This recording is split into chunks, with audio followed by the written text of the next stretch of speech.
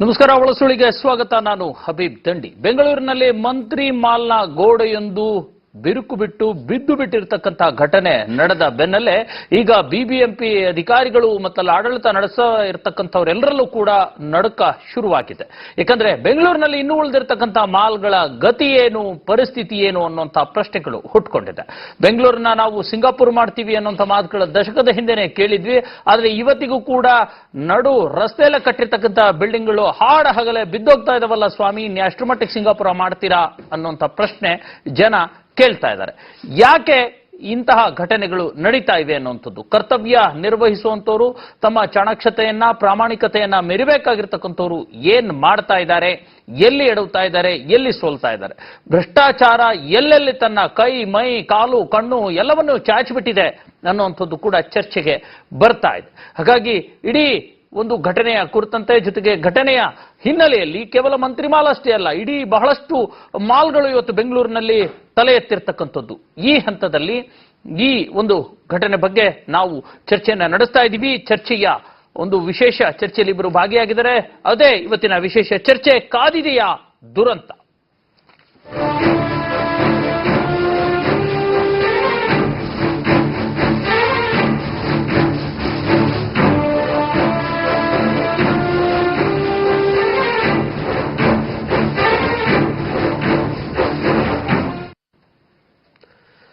ಕಾದಿದೆಯಾ ದುರಂತ ಅನ್ನುವಂಥದ್ದು. ಯಾಕಂದ್ರೆ ಕೇವಲ ಮಂತ್ರಿ ಮಾಲ್ನ ಅವಘಡಕ್ಕಷ್ಟೇ ಇದು ಸೀಮಿತವಾಗಿಲ್ಲ. ಇವತ್ತು ಬೆಂಗಳೂರಿನಲ್ಲಿ ನಾನು ಹೇಳಿದಾಗೆ ಸಾಕಷ್ಟು, ಯಾಕಂದ್ರೆ ಮಹಾನಗರವಾಗಿ ಬೆಂಗಳೂರು ಬೆಳೀತಾ ಇರತಕ್ಕಂಥದ್ದು. ಬೆಂಗಳೂರಿನ ಅಷ್ಟ ದಿಕ್ಕುಗಳಲ್ಲೂ ಕೂಡ ನೀವು ಹೋದ್ರೆ ಅಲ್ಲಿ ನಿಮಗೆ ಮಾಲ್ಗಳು ಸಿಗುತ್ತೆ. ಈ ತರಹದ ದೊಡ್ಡ ದೊಡ್ಡ ಮಾಲ್ಗಳು ಸಿಗ್ತಾ ಇರತಕ್ಕಂಥದ್ದು. ಈ ಹಂತದಲ್ಲಿ ಎಷ್ಟು ಮಟ್ಟಿಗೆ ಅಲ್ಲಿರ್ತಕ್ಕಂಥ ಸಾರ್ವಜನಿಕರಿಗೆ ಸುರಕ್ಷತೆ ಇದೆ, ರಕ್ಷಣೆ ಇದೆ, ಎಷ್ಟು ಮಟ್ಟಿಗೆ ಕಾನ್ಫಿಡೆನ್ಸ್ ಆಗಿ ಅವರು ನಂಬಿಕೆಯಿಂದ ಅಂತಹ ಒಂದು ಮಾಲ್ಗಳಲ್ಲಿ ಭಾಗಿಯಾಗಬಹುದು ಅನ್ನುವಂಥ ಪ್ರಶ್ನೆ ಇವತ್ತು ಎದ್ದು ನಿಂತಿರ್ತಕ್ಕಂಥದ್ದು. ಹಾಗಾದ್ರೆ ಬನ್ನಿ, ಈ ತರದ ದುರಂತಗಳು ನಡೆಯೋದಕ್ಕೆ ಕಾರಣ ಏನು, ಯಾರು, ಯಾಕೆ, ಮತ್ತೆ ಇದಕ್ಕಾಗಬೇಕಾಗಿರ್ತಕ್ಕಂಥ ಕರೆಕ್ಟ್ ಆದ ಅದರ ಒಂದು ಶಸ್ತ್ರಚಿಕಿತ್ಸೆ ಏನ್ ಮಾಡಬೇಕು, ಯಾರು ಮಾಡಬೇಕು, ಎಲ್ಲವೂ ಕೂಡ ಚರ್ಚೆ ಮಾಡೋಣ. ನಮ್ಮೊಂದಿಗೆ ಇಬ್ಬರು ಅತಿಥಿಗಳಿದ್ದಾರೆ. ಮೊದಲನೇದಾಗಿ ಸಾಮಾಜಿಕ ಹೋರಾಟಗಾರರಾಗಿರ್ತಕ್ಕಂಥ ಸಾಯಿದತ್ತ ಇದ್ದಾರೆ. ಸಾಯಿದತ್ತ, ಕಾರ್ಯಕ್ರಮಕ್ಕೆ ಸ್ವಾಗತ ಸರ್. ಮತ್ತೆ ಕರ್ನಲ್ ನರಸಿಂಹ ಇದ್ದಾರೆ, ಅವರು ಟೆಕ್ನಿಕಲ್ ಕನ್ಸಲ್ಟೆಂಟ್, ಜೊತೆಗೆ ಸಿವಿಲ್ ಇಂಜಿನಿಯರ್ ಕೂಡ ಆಗಿರ್ತಕ್ಕಂಥವ್ರು. ಈ ಬಗ್ಗೆ ಒಂದಷ್ಟು ಜ್ಞಾನಯುತವಾಗಿ ಮಾತನಾಡಬಲ್ಲವರು ಕರ್ನಲ್ ನರಸಿಂಹ ಅವರೇ. ಸರ್, ಕಾರ್ಯಕ್ರಮಕ್ಕೆ ಸ್ವಾಗತ. ನಮಸ್ಕಾರ ಸರ್. ಏನ್ ಹೇಳ್ತೀರಾ ಸರ್ ನರಸಿಂಹ ಅವರೇ, ಯಾವ ಒಂದು ಟೆಕ್ನಿಕಲ್ ರೀಸನ್ ಇಂದ ಇದು ಬಿದ್ದೋಗಿದೆ? ಇದು ಇಲ್ಲಿ ಬರ್ತಿರೋ ಪಿಕ್ಚರ್ಗಳನ್ನೆಲ್ಲ ನೋಡಿ ಅದನ್ನ ಒಂದು ವಿಶ್ಲೇಷಣೆ ಮಾಡಿದ್ರೆ ಹಲವು ಕಾರಣಗಳು ಇರಬಹುದು ಅನ್ಸುತ್ತೆ. ಯಾಕಂದ್ರೆ ಯಾವುದೋ ಒಂದು ಇನ್ವೆಸ್ಟಿಗೇಷನ್ ಆಗಿ ಮಾಡೋವರೆಗೂ ನಿಮ್ಗೆ ಗೊತ್ತಿರೋ ಹಾಗೆ ಒಂದು ಹಂತ ತಲುಪಿದೆಯೋ ಇಲ್ಲೋ ಅಂತ ಹೇಳೋದು ಕಷ್ಟ ಅನ್ಸ್ಬೋದು. ಇದನ್ನ ಮೇಲ್ಮುಖವಾಗಿ ನೋಡಿದಾಗ ಪ್ರೈಮಾ ಫೇಸೈ ಇದು ಡಿಸೈನ್ ಪ್ರಾಬ್ಲಮ್ ಇರ್ಬೋದಾ ಮೊದಲನೇದಾಗಿ. ಯಾಕೆಂದ್ರೆ ಮೇಲ್ಗಡೆ ಒಂದು ಕ್ಯಾಂಟಿಲಿವರ್ ಸ್ಲ್ಯಾಬ್ ಇದೆ. ಈ ಪಿಕ್ಚರ್ ನೋಡಿದಾಗ ಆ ಸ್ಲ್ಯಾಬ್ ಕೆಳಗಡೆ ಬಿದ್ದು ಅದು ಕ್ಯಾಸ್ಕೇಡಿಂಗ್ ಎಫೆಕ್ಟ್ ಆಗಿ ಕೆಳಗಡೆ ಕೂಡ ಇನ್ನೊಂದು ಸ್ಲ್ಯಾಬ್ ಕೂಡ ಬಿದ್ದಿರೋದು ನೋಡ್ತೇವೆ ನಾವಲ್ಲಿ. ಅಲ್ಲಿ ಇನ್ನೊಂದು ನೋಡಬಹುದಾಗಿದೆ, ಬಹಳ ವಿವರವಾಗಿ ನೋಡಿದಾಗ ನಿಮಗೆ ಅಲ್ಲಿ ಯಾವುದು ರೀಇನ್ಫೋರ್ಸ್ಮೆಂಟ್ಗಳೇ ಕಾಣಿಸದೇ ಇರೋದು ಒಂದು ಭಯಾನಕ ದೃಶ್ಯ ಕಾಣಿಸ್ತದೆ ಇವತ್ತು ಸಾಯಂಕಾಲ ನೋಡ್ತಿರುವಾಗ. ಅಲ್ಲಿ ನನಗನ್ಸುತ್ತೆ ಇದು 4-5 ರೀತಿಗಳಿರ್ಬೋದು. ಒಂದು ಡಿಸೈನು ಮಾಡಿದ ಒಂದು ಲೋಡ್ಗಿಂತ ಹೆಚ್ಚಾಗಿ ಏನಾದರೂ ಓವರ್ಲೋಡ್ ಮಾಡಿದಾರಾ? ಯಾಕೆಂದ್ರೆ ಅಲ್ಲಿರೋ ಪಿಕ್ಚರ್ಗಳಲ್ಲಿ ನೋಡಿದ್ರೆ ನಿಮ್ಗೆ ಗೊತ್ತಾಗುತ್ತೆ, ಮೇಲ್ಗಡೆ ಡಕ್ಸ್ಗಳು ಹೋಗ್ತಾ ಇದೆ, ಏರ್ ಕಂಡೀಷನರ್ ಡಕ್ಸ್ಗಳು ಹೋಗ್ತಿದೆ. ಅಷ್ಟೇ ಅಲ್ಲ, ಈ ಬಿಬಿಎಂಪಿ ಇಂಜಿನಿಯರ್ಸ್ ಕೂಡ ಹೇಳಿದ್ದಾರೆ ಇದು ಸೀಪೇಜ್ ಇಂದ ಆಗಿದೆ ಅಂತ. ಇರಬಹುದು, ಸತತವಾಗಿ ಸೀಪೇಜ್ ಆಗಿ ಒಳಗಡೆ ರೀಇನ್ಫೋರ್ಸ್ಮೆಂಟ್ ತುಕ್ಕಿಡಿಯೋ ಸ್ಥಿತಿ ಬಂದು ಏನಾದ್ರೂ ಬಿದ್ದಿರಬಹುದೇ ಅದು. ಮೂರನೇದು ಕಳಪೆ ಕಾಮಗಾರಿ ಆಗಿರ್ಬೋದು. ಏನೇ ಆಗಲಿ ಸಿವಿಲ್ ಇಂಜಿನಿಯರಿಂಗ್ ನಲ್ಲಿ ಏನೇ ಒಂದು ಕಟ್ಟಡ ಕಟ್ಟಬೇಕಾದ್ರೂ, ಏನೇ ಒಂದು ಅಟ್ಯಾಚ್ಮೆಂಟ್ ಬಿಲ್ಡಿಂಗ್ ಮಾಡಬೇಕಾದ್ರೂ ಒಂದು ಲೋಡ್ ಅಂತ ತಗೊಂಡು ಅದಕ್ಕೆ ಡಿಸೈನ್ ಮಾಡಿ ಮಾಡೋ ಒಂದು ಪದ್ಧತಿ ಇದ್ದೇ ಇದೆ. ಇದನ್ನ ನಾವು ಮರೆತ್ರೆ ಈ ತರ ದುರಂತಗಳು ಖಂಡಿತ. ಒಂದು ಸ್ಟ್ರಕ್ಚರಲ್ ಇಂಜಿನಿಯರ್ ಮಾಡೋ ಕೆಲಸ ಮಾಡ್ತಾರೆ. ನಾನು ನನ್ನ ಸ್ನೇಹಿತರ ಜೊತೆ ಈ ವಿಷಯ ಬಗ್ಗೆ ಬೆಳಿಗ್ಗೆ ಇಲ್ಲಿ ಬರೋಕ್ಕಿಂತ ಮುಂಚೆನೆ ಈ ವಿಷಯಗಳ ಬಗ್ಗೆ ಮಾತಾಡ್ತಿದ್ದಾಗ ಕೆಲವರು ಅಂದ್ರು, ಇಲ್ಲ ಮಂತ್ರಿ ಬಿಲ್ಡರ್ಸ್ ತುಂಬಾ ದೊಡ್ಡವರು, ಒಳ್ಳೊಳ್ಳೆ ಇಂಜಿನಿಯರ್ಸ್ ಇದಾರೆ ಅವ್ರ ಹತ್ರ, ಈ ತರ ಆಗಕ್ಕೆ ಸಾಧ್ಯನೇ ಇಲ್ಲ, ಕಳಪೆ ಕಾಮಗಾರಿ ಆಗದೆ ಇರಬಹುದು ಅಂತ. ಬಟ್ ಡಿಸೈನ್ ಮಾಡೋದಿಕ್ಕೆ ಒಳ್ಳೆ ಇಂಜಿನಿಯರ್ಸ್ ಇರಬಹುದು, ಕೆಲಸ ಮಾಡಬೇಕಾದ್ರೆ ಇಂಪ್ಲಿಮೆಂಟೇಷನ್ ಎಕ್ಸಿಕ್ಯೂಷನ್ ಮಾಡ್ತಿರುವಾಗ ಆ ಒಂದು ಕಳಪೆ ಕಾಮಗಾರಿ ಕೂಡ ಆಗಿರ್ಬೋದು. ಈ ಒಂದು ಇಷ್ಟೇ ಅಲ್ಲ, ಜೊತೆಗೆ ಕೆಲವೊಂದು ಈ ಸಿವಿಲ್ ಇಂಜಿನಿಯರಿಗೆ ಒಂದು ಶಾಪ ತಟ್ಟಿದೆ ಮೊದಲಿಂದ ಕೂಡ. ಏನಂತಂದ್ರೆ ಡಾಕ್ಟರ್ಗಳು ಕೂಡ ನಾವು ಸಿವಿಲ್ ಇಂಜಿನಿಯರ್. ಅವರ ಮನಸ್ಸಲ್ಲಿ ಏನಿದೆ ಅಂದ್ರೆ ಮನೆ ಕಟ್ಟೋದು ಒಂದೇ ಸಿವಿಲ್ ಇಂಜಿನಿಯರ್ ಅಂತ. ಒಂದು ಚಿಕ್ಕ ಮನೆ ಕಟ್ಟೋಕೆ ಆದ್ರೆ ಅವ್ನು ಸಿವಿಲ್ ಇಂಜಿನಿಯರ್ ಆಗ್ಬಿಡ್ತಾರೆ. ನನಗೊಬ್ಬ ಸ್ನೇಹಿತರು ಒಬ್ರು ಹೇಳ್ತಿದ್ರು, ಡಾಕ್ಟರ್ 4 ಮನೆ ಕಟ್ಟಿದ ಮೇಲೆ ಅವರು ಈಗ ದೊಡ್ಡ ಕಾಂಟ್ರಾಕ್ಟರ್ ಆಗೋಗ್ಬಿಟ್ಟಿದ್ದಾರೆ ಅಂತ. ಈ ಒಂದು ಶಾಪ ನಮ್ಮಲ್ಲಿದೆ ಸಿವಿಲ್ ಇಂಜಿನಿಯರ್ಸ್ಗೆ. ಮಗುಗೆ ಇನ್ನೇನು ಸಿಕ್ಲಿಲ್ಲಪ್ಪ ಅಂತಂದ್ರೆ ಸಿವಿಲ್ ಇಂಜಿನಿಯರಿಂಗ್ ಮಾಡಿಸ್ಬೇಡ ಬಿಡ್ರಿ ಅನ್ನೋ ಒಂದು ಗತಿ ಬಂದಿದೆ. ಸಿವಿಲ್ ಇಂಜಿನಿಯರಿಂಗು ಅವಳು ಜೀವ ಜೊತೆ ಓಡಾಡೋ ಒಂದು ಸೈನ್ಸ್ ಟೆಕ್ನಾಲಜಿ, ಅದನ್ನ ನಾವು ಎಲ್ಲಿಗೆ ತಂದು ಬಿಟ್ಟಿದೀವಿ ಅಂತಂದ್ರೆ ಏನು ಸಿಕ್ಲಿಲ್ವಾ, ಕಂಪ್ಯೂಟರ್ ಸಿಕ್ಲಿಲ್ವಾ, ಎಲೆಕ್ಟ್ರಾನಿಕ್ಸ್ ಸಿಕ್ಲಿಲ್ವಾ, ಸಿವಿಲ್ ಇಂಜಿನಿಯರಿಂಗ್ ಮಾಡೋಣ ನಮ್ಮ ಮಕ್ಕಳಿಗೆ ಅನ್ನೋ ಒಂದು ಇದು ಬಂದಿದೆ. ಜೀವ ತೆಗೆಯೋ ಮಟ್ಟಕ್ಕೆ ಬಂದಿದೆ. ಈ ಒಂದು ಆಟಿಟ್ಯೂಡ್ನಲ್ ಏನಿದೆ ನಮ್ಮಲ್ಲಿ ಮಕ್ಕಳಿಗೆ. ಅವನಿಗೆ ಇನ್ನೊಂದು ವಿಶೇಷ ಹೇಳ್ಬೇಕು ಅಂತಂದ್ರೆ, ನಾನು ಒಂದು ವರ್ಕ್ಶಾಪ್ ಅಟೆಂಡ್ ಮಾಡ್ತಿದ್ದೆ. ಅಲ್ಲಿ ಒಬ್ರು ಸಿವಿಲ್ ಇಂಜಿನಿಯರ್ ಭಾಷಣ ಕೊಡ್ತಿದ್ರು. ಅವ್ರು ಹೇಳಿದ್ರು, ನಾನು ಮೆರಿಟ್ ಅಲ್ಲಿ ತುಂಬಾ ಕಮ್ಮಿ ಇದ್ದೆ, ನಾನು ಸಿವಿಲ್ ಇಂಜಿನಿಯರ್ ಇಲ್ಲಿ ನಿಂತಿದ್ದೀನಿ, ಇಲ್ದವರೆ ಸಾಫ್ಟ್ವೇರ್ ಇಂಜಿನಿಯರ್. ಸೊ ಆ ಒಂದು ಇನ್ಫೀರಿಯಾರಿಟಿ ಕಾಂಪ್ಲೆಕ್ಸ್ ಸಿವಿಲ್ ಇಂಜಿನಿಯರ್ ಅಲ್ಲಿ ಹುದುಗ್ ಬಿಟ್ಟಿರೋದ್ರಿಂದ ಇದು ಎಲ್ಲಿಗೆ ಮುಂದೆ ಹೋಗುತ್ತೋ, ಎಲ್ಲರೂ ಇಂಜಿನಿಯರ್ಸ್ ಆಗೋಗ್ತಿರೋದು ಒಂದು ದುರಂತಕ್ಕೆ ಕಾರಣ ಆಗಬಹುದು ಮುಂದೆ ಕೂಡ. ಅಲ್ಲ, ಹಂಗೆ ಯೋಚನೆ ಮಾಡಿದ್ರೆ ವಿಶ್ವೇಶ್ವರಯ್ಯನವರ ಅಸ್ತಿತ್ವನೇ ಇರ್ತಿರ್ಲಿಲ್ಲ. ಅದು ಒಂದು ಕಾಲದಲ್ಲಿ ಕನ್ನಂಬಾಡಿ ಕಟ್ಟೆ ಇದೆಲ್ಲ ನೋಡಿದ್ರೆ ಅದು ವಿಶೇಷ ಬೇರೆ ಇತ್ತು. ಈಗ ನನಗೆ ಅನ್ಸುತ್ತೆ. ಖಂಡಿತ ಸರ್. ಈಗ ಸಾಯ್ದತ್ ಅವ್ರು, ಈಗಾಗಲೇ ಈ ತರ ದುರಂತಗಳನ್ನ ನಾವು ಬೇರೆ ಬೇರೆ ದೇಶಗಳಲ್ಲಿ ನೋಡ್ತಾ ಇದೀವಿ. ನಮ್ಮ ದೇಶದ ಬೇರೆ ಬೇರೆ ರಾಜ್ಯಗಳಲ್ಲಿ, ಬೇರೆ ಬೇರೆ ನಗರಗಳಲ್ಲೂ ಕೂಡ ನಾವು ನೋಡಿರ್ತಕ್ಕಂಥದ್ದು. ಕಲ್ಕತ್ತಾದಲ್ಲಿ ಬ್ರಿಡ್ಜ್ ಬಿದ್ದಿರ್ತಕ್ಕಂಥಾಗಿರ್ಬೋದು, ಅಥವಾ ಬೇಕಾದಷ್ಟು ಮುಂಬೈನಲ್ಲಿ ಯಾವುದೋ ಒಂದು ಬಹುಮಹಡಿ ಕಟ್ಟಡನೇ ಬಿದ್ದಿರ್ತಕ್ಕಂಥದ್ದು. ಒಟ್ಟಾರೆ ಇವೆಲ್ಲವೂ ಕೂಡ ಗಮನ ಹರಿಸಿದ್ರೆ ಬೆಂಗಳೂರು ಹೊರತಾಗಿ ಅನ್ನುವಂಥದ್ದಲ್ಲ, ಇಲ್ಲೂ ಕೂಡ ಒಂದು ಕರಾಳ ಇತಿಹಾಸ ಇದ್ದಿದೆ. 1983ರಲ್ಲಿ ಗಂಗಾರಾಮ್ ಕಟ್ಟಡ ಕುಸಿದಿರ್ತಕ್ಕಂಥದ್ದು, 120 ಜನ ಸಾವನ್ನಪ್ಪಿರ್ತಕ್ಕಂಥ ಒಂದು ದೊಡ್ಡ ಕರಾಳ ಇತಿಹಾಸ ಬೆಂಗಳೂರಿಗಿದ್ದೇ ಇದೆ. ಯಾಕೆ ಎಚ್ಚೆತ್ಕೊಳ್ತಿಲ್ಲ, ಯಾಕೆ ಈ ತರದ್ದು ನಡೀತಾ ಇದೆ ಅನ್ನೋದು? ಇದು 1983ರಲ್ಲಿ ಗಂಗಾರಾಮ್ ಕಟ್ಟಡ ಕುಸಿತಾ ಇರತಕ್ಕಂಥದ್ದು ಒಂದು, ಅದು ಬಹಳ ಹಿಂದೆ ಆಗಿರ್ತಕ್ಕಂಥದ್ದು. ಇತ್ತೀಚಿನ ಒಂದು 5 ವರ್ಷಗಳ ಒಂದು ನಾವು ಲೆಕ್ಕಾಚಾರವನ್ನ ತೆಗೆದುಕೊಂಡ್ರು ಕೂಡ ಕನಿಷ್ಠ ಅಂದ್ರೆ ಇದು ಮಾಧ್ಯಮದಲ್ಲಿ ಪ್ರಕಟವಾಗಿರ್ತಕ್ಕಂಥ ಸಣ್ಣ ಸಣ್ಣ ಕಟ್ಟಡಗಳಲ್ಲ, ಸುಮಾರು 20ರಿಂದ 25 ಬಹುಮಹಡಿಗಳ ಕಟ್ಟಡ ಕುಸಿದಿರ್ತಕ್ಕಂಥದ್ದು. ಇದರಲ್ಲಿ ಸಾಕಷ್ಟು ಸಾವು ನೋವುಗಳು ಆಗಿರ್ತಕ್ಕಂಥದ್ದು. ಅದೃಷ್ಟವಶಾತ್ ಈ ಮಂತ್ರಿ ಮಾಲ್ನಲ್ಲಿ ನಿನ್ನೆ ಆಗಿರ್ತಕ್ಕಂಥ ದುರಂತದಲ್ಲಿ ಸಾವು ನೋವು ಆಗಿಲ್ಲ, ಆದ್ರೆ ಈ ಸಾವು ನೋವು ಆಗಿರ್ತಕ್ಕಂಥ ಘಟನೆಗಳು ಸಾಕಷ್ಟಿದೆ. ಅಲ್ಲ, ನಿಜ. ಬಾಣಸ್ವಾಡಿಯ ಒಂದು 5 ಅಂತಸ್ತಿನ ಕಟ್ಟಡ ಆತ ಪಡ್ಕೊಂಡಿದ್ದೆ, 4 ಅಂತಸ್ತಿನ ಪರ್ಮಿಷನ್, 5ನೇ ಅಂತಸ್ತು ಕಟ್ಟಿ ಬಿದ್ದು ಒಬ್ಬ ಸತ್ತೋಗಿರ್ತಕ್ಕಂಥದ್ದು ಬಾಣಸ್ವಾಡಿ. ಆಮೇಲೆ ಇತ್ತೀಚೆಗೆ ಇನ್ನೊಂದು ಬೆಳ್ಳಂದೂರಿನಲ್ಲಿ ನಡೆದಂತಹ ಘಟನೆ ಇರ್ಬೋದು. ಪ್ರತಿಯೊಂದರಲ್ಲೂ ಕೂಡ 3-4 ಜನ ಅಮಾಯಕ ಕೂಲಿ ಕಾರ್ಮಿಕರು, ಹೊರ ರಾಜ್ಯದಿಂದ ಬಂದಿರತಕ್ಕಂಥ ಕೂಲಿ ಕಾರ್ಮಿಕರು ಕೂಡ ಮೃತರಾಗಿರುವಂತದ್ದು. ಇದಕ್ಕೆ ಪ್ರಮುಖವಾಗಿ ಈ ಬಿಬಿಎಂಪಿ ಅಧಿಕಾರಿಗಳ ಲೋಪ. ಬಹುತೇಕವಾಗಿ ನಮ್ಮ ಇಂತಹ ಬಿಲ್ಡರ್ಗಳೇನಿದ್ದಾರೆ, ಈ ಹೊರ ರಾಜ್ಯದಿಂದ ಬಂದಿರತಕ್ಕಂಥವ್ರು, ಈ ಮಂತ್ರಿ ಡೆವಲಪರ್ಸ್ ಮಂತ್ರಿ ಅವರು ಕೂಡ ಸುಶೀಲ್ ಮಂತ್ರಿ ಅಂತಕ್ಕಂಥವ್ರು, ಅವರು ಕೂಡ ಈ ಪೂನಾ ಮೂಲದವರು, ಮಹಾರಾಷ್ಟ್ರ ಮೂಲದಂತ ಒಂದು ಬಿಲ್ಡರ್. ಇವರಿಗೆ ಏನಂತಂದ್ರೆ ಈ ರಾಜ್ಯದ ಅಧಿಕಾರಿಗಳನ್ನ ಪ್ರಪ್ರಥಮವಾಗಿ ಅವರು ತಮ್ಮ ಬುಟ್ಟಿಗೆ ಹಾಕೊಳ್ಳುವಂತ ಪ್ರವೃತ್ತಿ. ಈ ನಮ್ಮ ಇಂಜಿನಿಯರ್ಗಳಿರ್ಬೋದು ಅಥವಾ AS ಆಫೀಸರ್ಗಳಿಗೆ, ಯಾಕಂದ್ರೆ ನಮ್ಮ ಕರ್ನಾಟಕದವ್ರು ನೋಡಿದ್ರೆ ತಾತ್ಸಾರ ಅವರಿಗೆ. ಈ ಹೊರ ರಾಜ್ಯದಿಂದ ಬಂದಿರತಕ್ಕಂಥ ಬಿಲ್ಡರ್ಗಳಿಗೆ ಮಣೆ ಹಾಕುವಂತದ್ದು.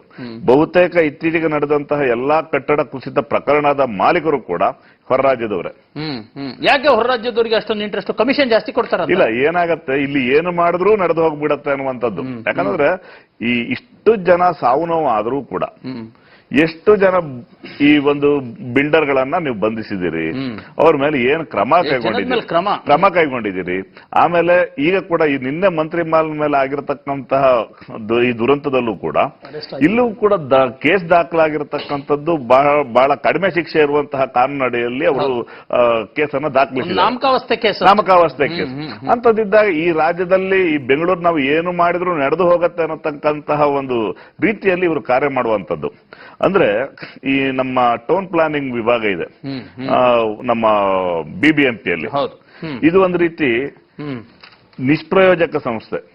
ಅಂದ್ರೆ ಅವರು ಬಿಲ್ಡಿಂಗಿಗೆ ಅನುಮತಿ ನೀಡುವಂತದ್ದೇ ಒಂದು ಇಷ್ಟು ಫ್ಲೋರ್ ಅಂತ ಇದ್ರೆ, ನಂತರ ಅವ್ರು ಕಟ್ಟಬೇಕಾಗಿದ್ದೇ ಬೇರೆ ರೀತಿಯಲ್ಲಿ 5 ಫ್ಲೋರಿಗೆ ಅನುಮತಿ ಪಡೆದ್ರೆ ಕನಿಷ್ಠ ಪಕ್ಷ 6ರಿಂದ 7 ಫ್ಲೋರ್ನ ಬಿಲ್ಡಿಂಗ್ ಅನ್ನು ಅವ್ರು ಕಟ್ಟುವಂತದ್ದು. ಅದು ಆ ಸ್ಥಳೀಯ ಬಿಬಿಎಂಪಿ ಇಂಜಿನಿಯರ್ಗಳಿಗೂ ಗೊತ್ತಿರುವಂತದ್ದು, ಅಲ್ಲದೆ ಅದು ಅನುಮತಿ ನೀಡುವಾಗ ಅವರಿಗೂ ಕೂಡ ಗೊತ್ತಿರುವಂತದ್ದು, ಸ್ಥಳೀಯ ಕಾರ್ಪೊರೇಟರ್ಗೂ ಕೂಡ ಗೊತ್ತಿರುತ್ತದೆ. ದುರದೃಷ್ಟ ಎಲ್ಲ ರೀತಿಯ ವ್ಯವಹಾರಗಳಲ್ಲ. ಇನ್ನು ನಾನು ನೇರ ಆರೋಪ ಏನ್ ಮಾಡ್ತಿದ್ದೀನಿ ಅಂತಂದ್ರೆ, ಇಂತಹ ದೊಡ್ಡ ದೊಡ್ಡ ಬಹುಮಹಡಿ ವಸತಿ ಸಮುಚ್ಚಯದಲ್ಲಿ ಈ ರಾಜಕಾರಣಿಗಳಿಗೂ ಮತ್ತು ಸ್ಥಳೀಯ ಇಂಜಿನಿಯರ್ಗಳಿಗೆ ಏನಿರ್ತಾರೆ ಅವರಿಗೂ ಕೂಡ ಗಿಫ್ಟ್ ಕೊಡುವಂತ ಪದ್ಧತಿ, ಆದ್ರೆ ಅವರಿಗೂ ಕೂಡ 1-2 ಅಪಾರ್ಟ್ಮೆಂಟ್ ಅನ್ನು ನೀಡುವಂತ ಪದ್ಧತಿ ಇರುವುದರಿಂದಲೇ ಇಂತಹ ಘಟನೆಗಳು ಬೆಂಗಳೂರಿನಲ್ಲಿ ಮರುಕಳಿಸುವಂತದ್ದು. Okay, fine sir. ಚರ್ಚೆ ಮಾಡೋಣ. ಈ ತರದ ಭ್ರಷ್ಟಾಚಾರ ತುಂಬಿ ತುಳುಕಿದೆ, ಹಾಗಾಗಿ ಈ ತರದ ಒಂದು ಘಟನೆಗಳು ನಡೀತಾ ಇವೆ ಅನ್ನುವಂಥದ್ದು ಸಾಯಿದತ್ ಅವರು ಹೇಳ್ತಾ ಇದ್ದಾರೆ. ಸಂಬಂಧಪಟ್ಟ ಕಾರ್ಪೊರೇಟರ್ಗಳು, ಸ್ಥಳೀಯ MLAಗಳು ಸೇರಿದಂತೆ, ಜೊತೆಗೆ ಯಾರ್ಯಾರು ಸರ್ಕಾರಿ ಅಧಿಕಾರಿಗಳು ಮತ್ತು ಸಾರ್ವಜನಿಕ ಸೇವೆಯಲ್ಲಿರ್ತಕ್ಕಂಥ ಜನಪ್ರತಿನಿಧಿಗಳು ಎಲ್ಲರ ನಿರ್ಲಕ್ಷ್ಯ ಮತ್ತು ಎಲ್ಲರ ಭ್ರಷ್ಟಾಚಾರದ ಒಳಗೊಳ್ಳುವಿಕೆ ಈ ತರದ ಒಂದು ಘಟನೆಗಳು ನಡೀಲಿಕ್ಕೆ ಪರೋಕ್ಷವಾದ ಕಾರಣ ಮತ್ತು ಪ್ರತ್ಯಕ್ಷವಾದ ಕಾರಣನೂ ಕೂಡ ಕೆಲವು ಬಾರಿ ಆಗುತ್ತೆ ಅನ್ನೋಂಥ ಮಾತು ಹೇಳ್ತಿದ್ದಾರೆ. ಚರ್ಚೆ ಮಾಡೋಣ ಪುಟ್ಟ ಬ್ರೇಕ್ನ ಬಳಿಕ.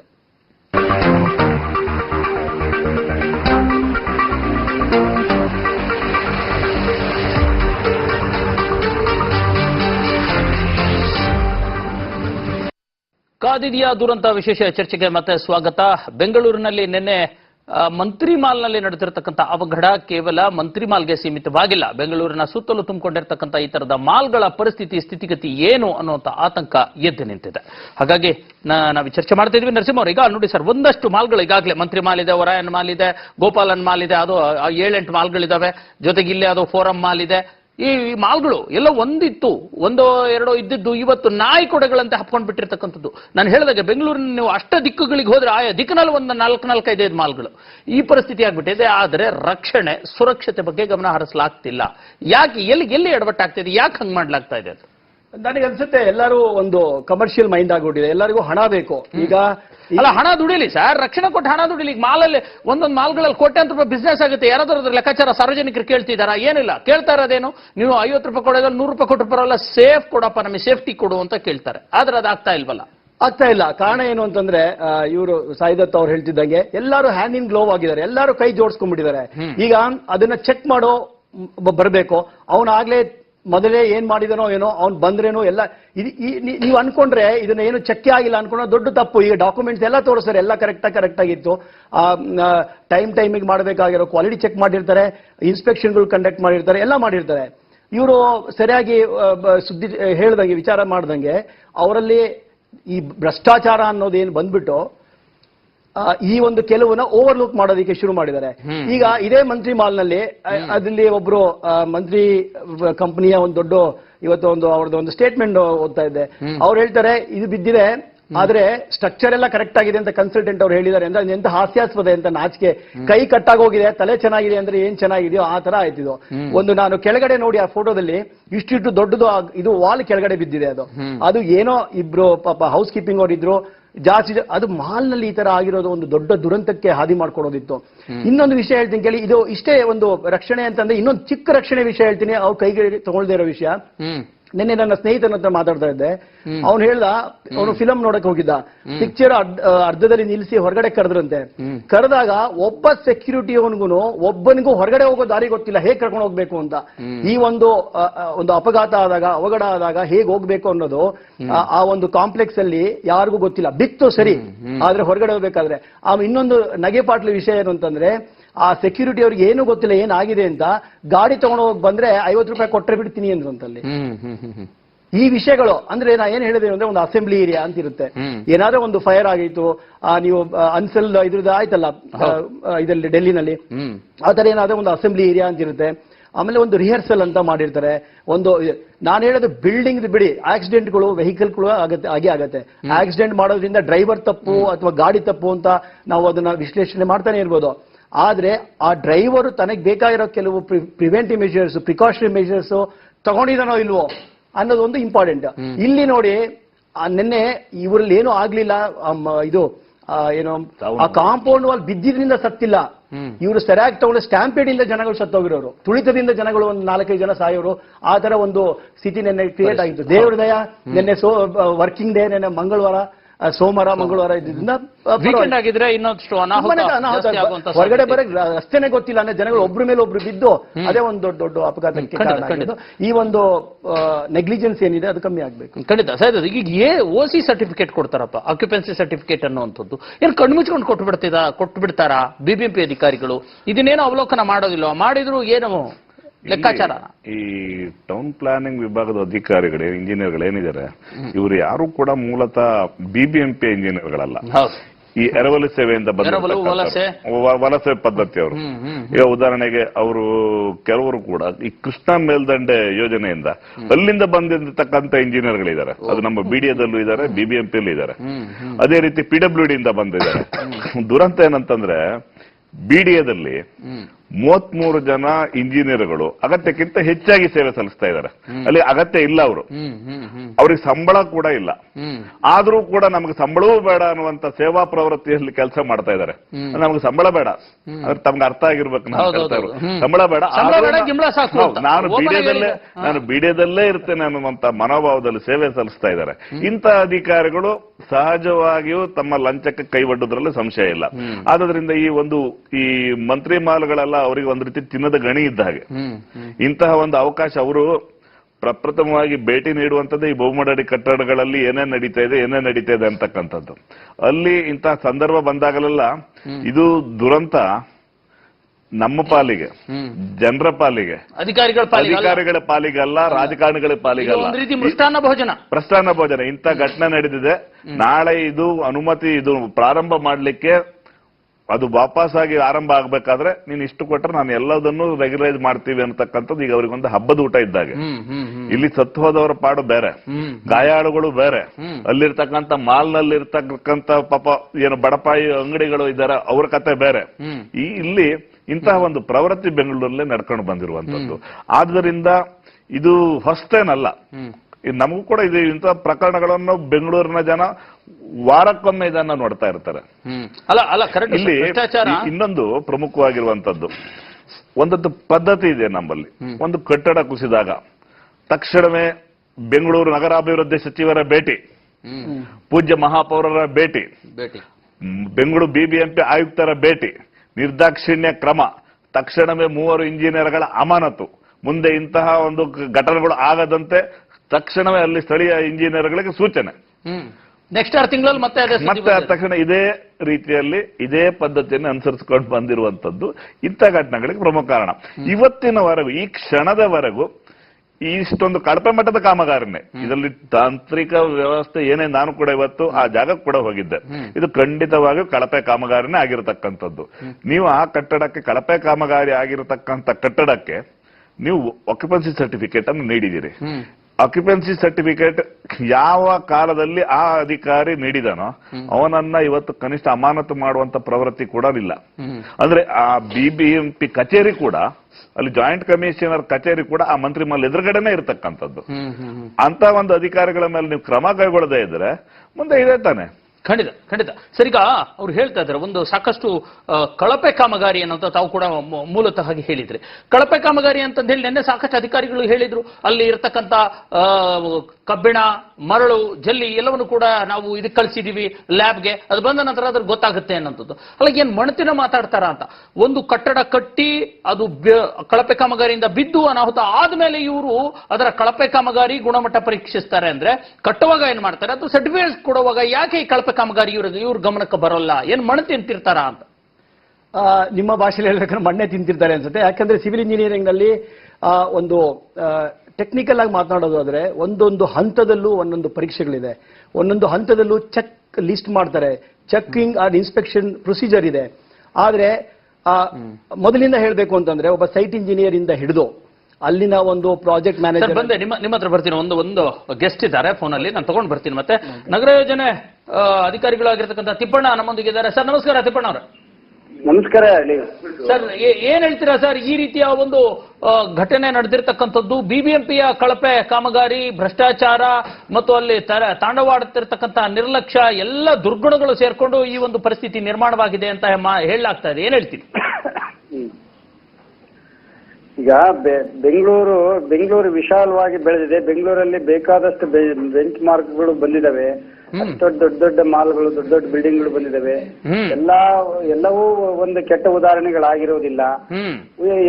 ಎಲ್ಲೋ ಒಂದು ಇಂಥ ಒಂದು ಕಟ್ಟಡಗಳು ಎಲ್ಲೋ ಒಂದು ಬಂದಿದೆ ಎಂದ ಕಾರಣಕ್ಕೆ ಅದೇನೆ ಗುರಿಯಾಗಿಟ್ಟು ಕಳಪೆ ಅಥವಾ ಇನ್ನೊಂದು ಅಂತ ಅಪಾದನೆ ಮಾಡುವುದು ಸರಿಯಲ್ಲ ಅಂತ ನೀವು ಹೇಳೋದು ಸಮಂಜಸ ಅನ್ನೋದು ತಮ್ಮ ಸಾರ್ವಜನಿಕರಿಗೆ ಬಿಟ್ಟ ವಿಷಯ ಅಲ್ಲ. ಸರಿಯಲ್ಲ ಅಂತ ಹೇಳಿ ತಿಪ್ಪಣ್ಣವ್ರೆ ನಾವು ಹೌದೌದು. ಒಂದ್ ನಿಮಿಷ.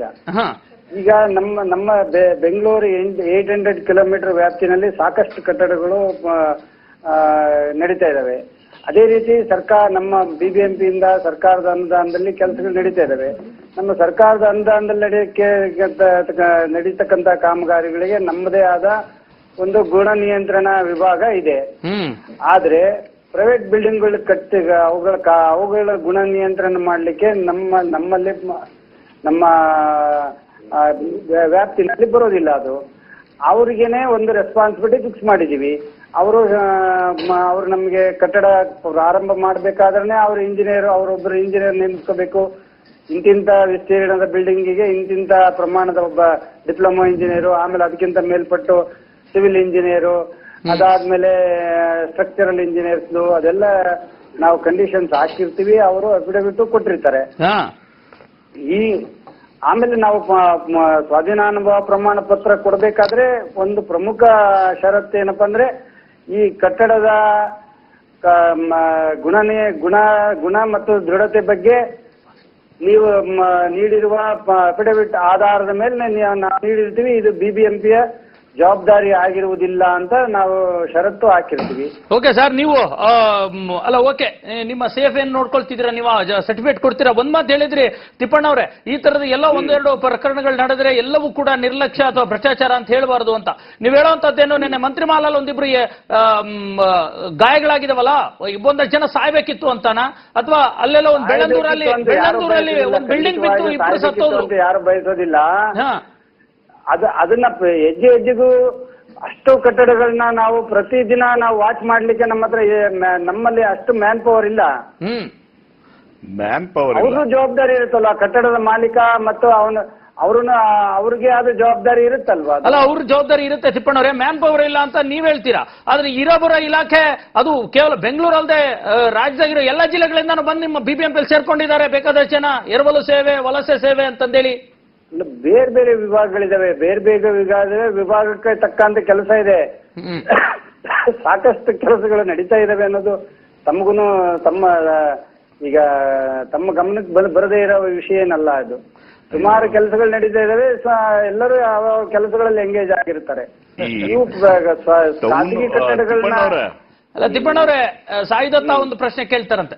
ನಿಮ್ಮ ಈ ಟೌನ್ ಪ್ಲಾನಿಂಗ್ ನಲ್ಲಿ ಇರ್ತಕ್ಕಂಥ ಇಂಜಿನಿಯರ್ಗಳು ಯಾರಿದ್ದಾರೆ, ಬಹುತೇಕವಾಗಿ ಎಲ್ಲ ಶಿಫಾರಸು ಪತ್ರದ ಮೇಲೆ ನೀವು ಎಲ್ಲ ನೇಮಕ ಆಗಿರ್ತಕ್ಕಂಥದ್ದು, ವರ್ಗಾವಣೆ ಆಗಿರ್ತಕ್ಕಂಥದ್ದು ನನ್ನ ಅಭಿಪ್ರಾಯ. ತಾವೇನ್ ಹೇಳ್ತೀರಿ? ಸರ್, ಈಗ ಇದು ಪ್ರಜಾಪ್ರಭುತ್ವ ವ್ಯವಸ್ಥೆ. ಪ್ರಜಾಪ್ರಭುತ್ವ ವ್ಯವಸ್ಥೆ ಆದ್ಮೇಲೆ ಇವತ್ತಿಗೆ ಆಗಿರ್ತಕ್ಕಂಥ ಅವಘಡದ ಬಗ್ಗೆ ಮಾತಾಡಿ.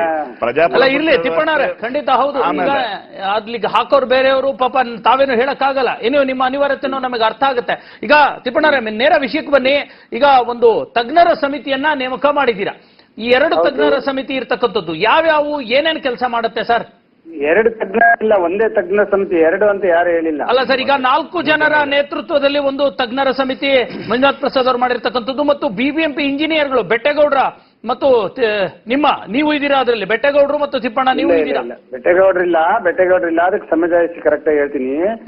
4 ಜನ ಈಗ ಸರ್ಕಾರೇತರ ನಮ್ಮ ಅಧಿಕಾರೇತರ ಸದಸ್ಯರು. ಇವರು ರಾಧಾಕೃಷ್ಣ ಅಂತ ಒಬ್ರು, ಡಾಕ್ಟರ್ ರಾಧಾಕೃಷ್ಣ ಅಂತ ಹೇಳಿ, ಅವರು ಪ್ರೊಫೆಸರ್ ಇದರಲ್ಲಿ ಇಂಜಿನಿಯರಿಂಗ್ ಕಾಲೇಜ್ನಲ್ಲಿ. ಹೌದು. ಇನ್ನ 3 ಜನ ಡಾಕ್ಟರ್ KS ಜಯಸಿಂಹ ಅಂತ, ಡಾಕ್ಟರ್ R ನಾಗೇಂದ್ರ ಅಂತ, ಡಾಕ್ಟರ್ MS ಸುದರ್ಶನ್ ಅಂತ ಹೇಳಿ, ಅವರು ಸಿವಿಲ್ ಏಡ್ ಸಂಸ್ಥೆಯಿಂದ 4 ಜನ.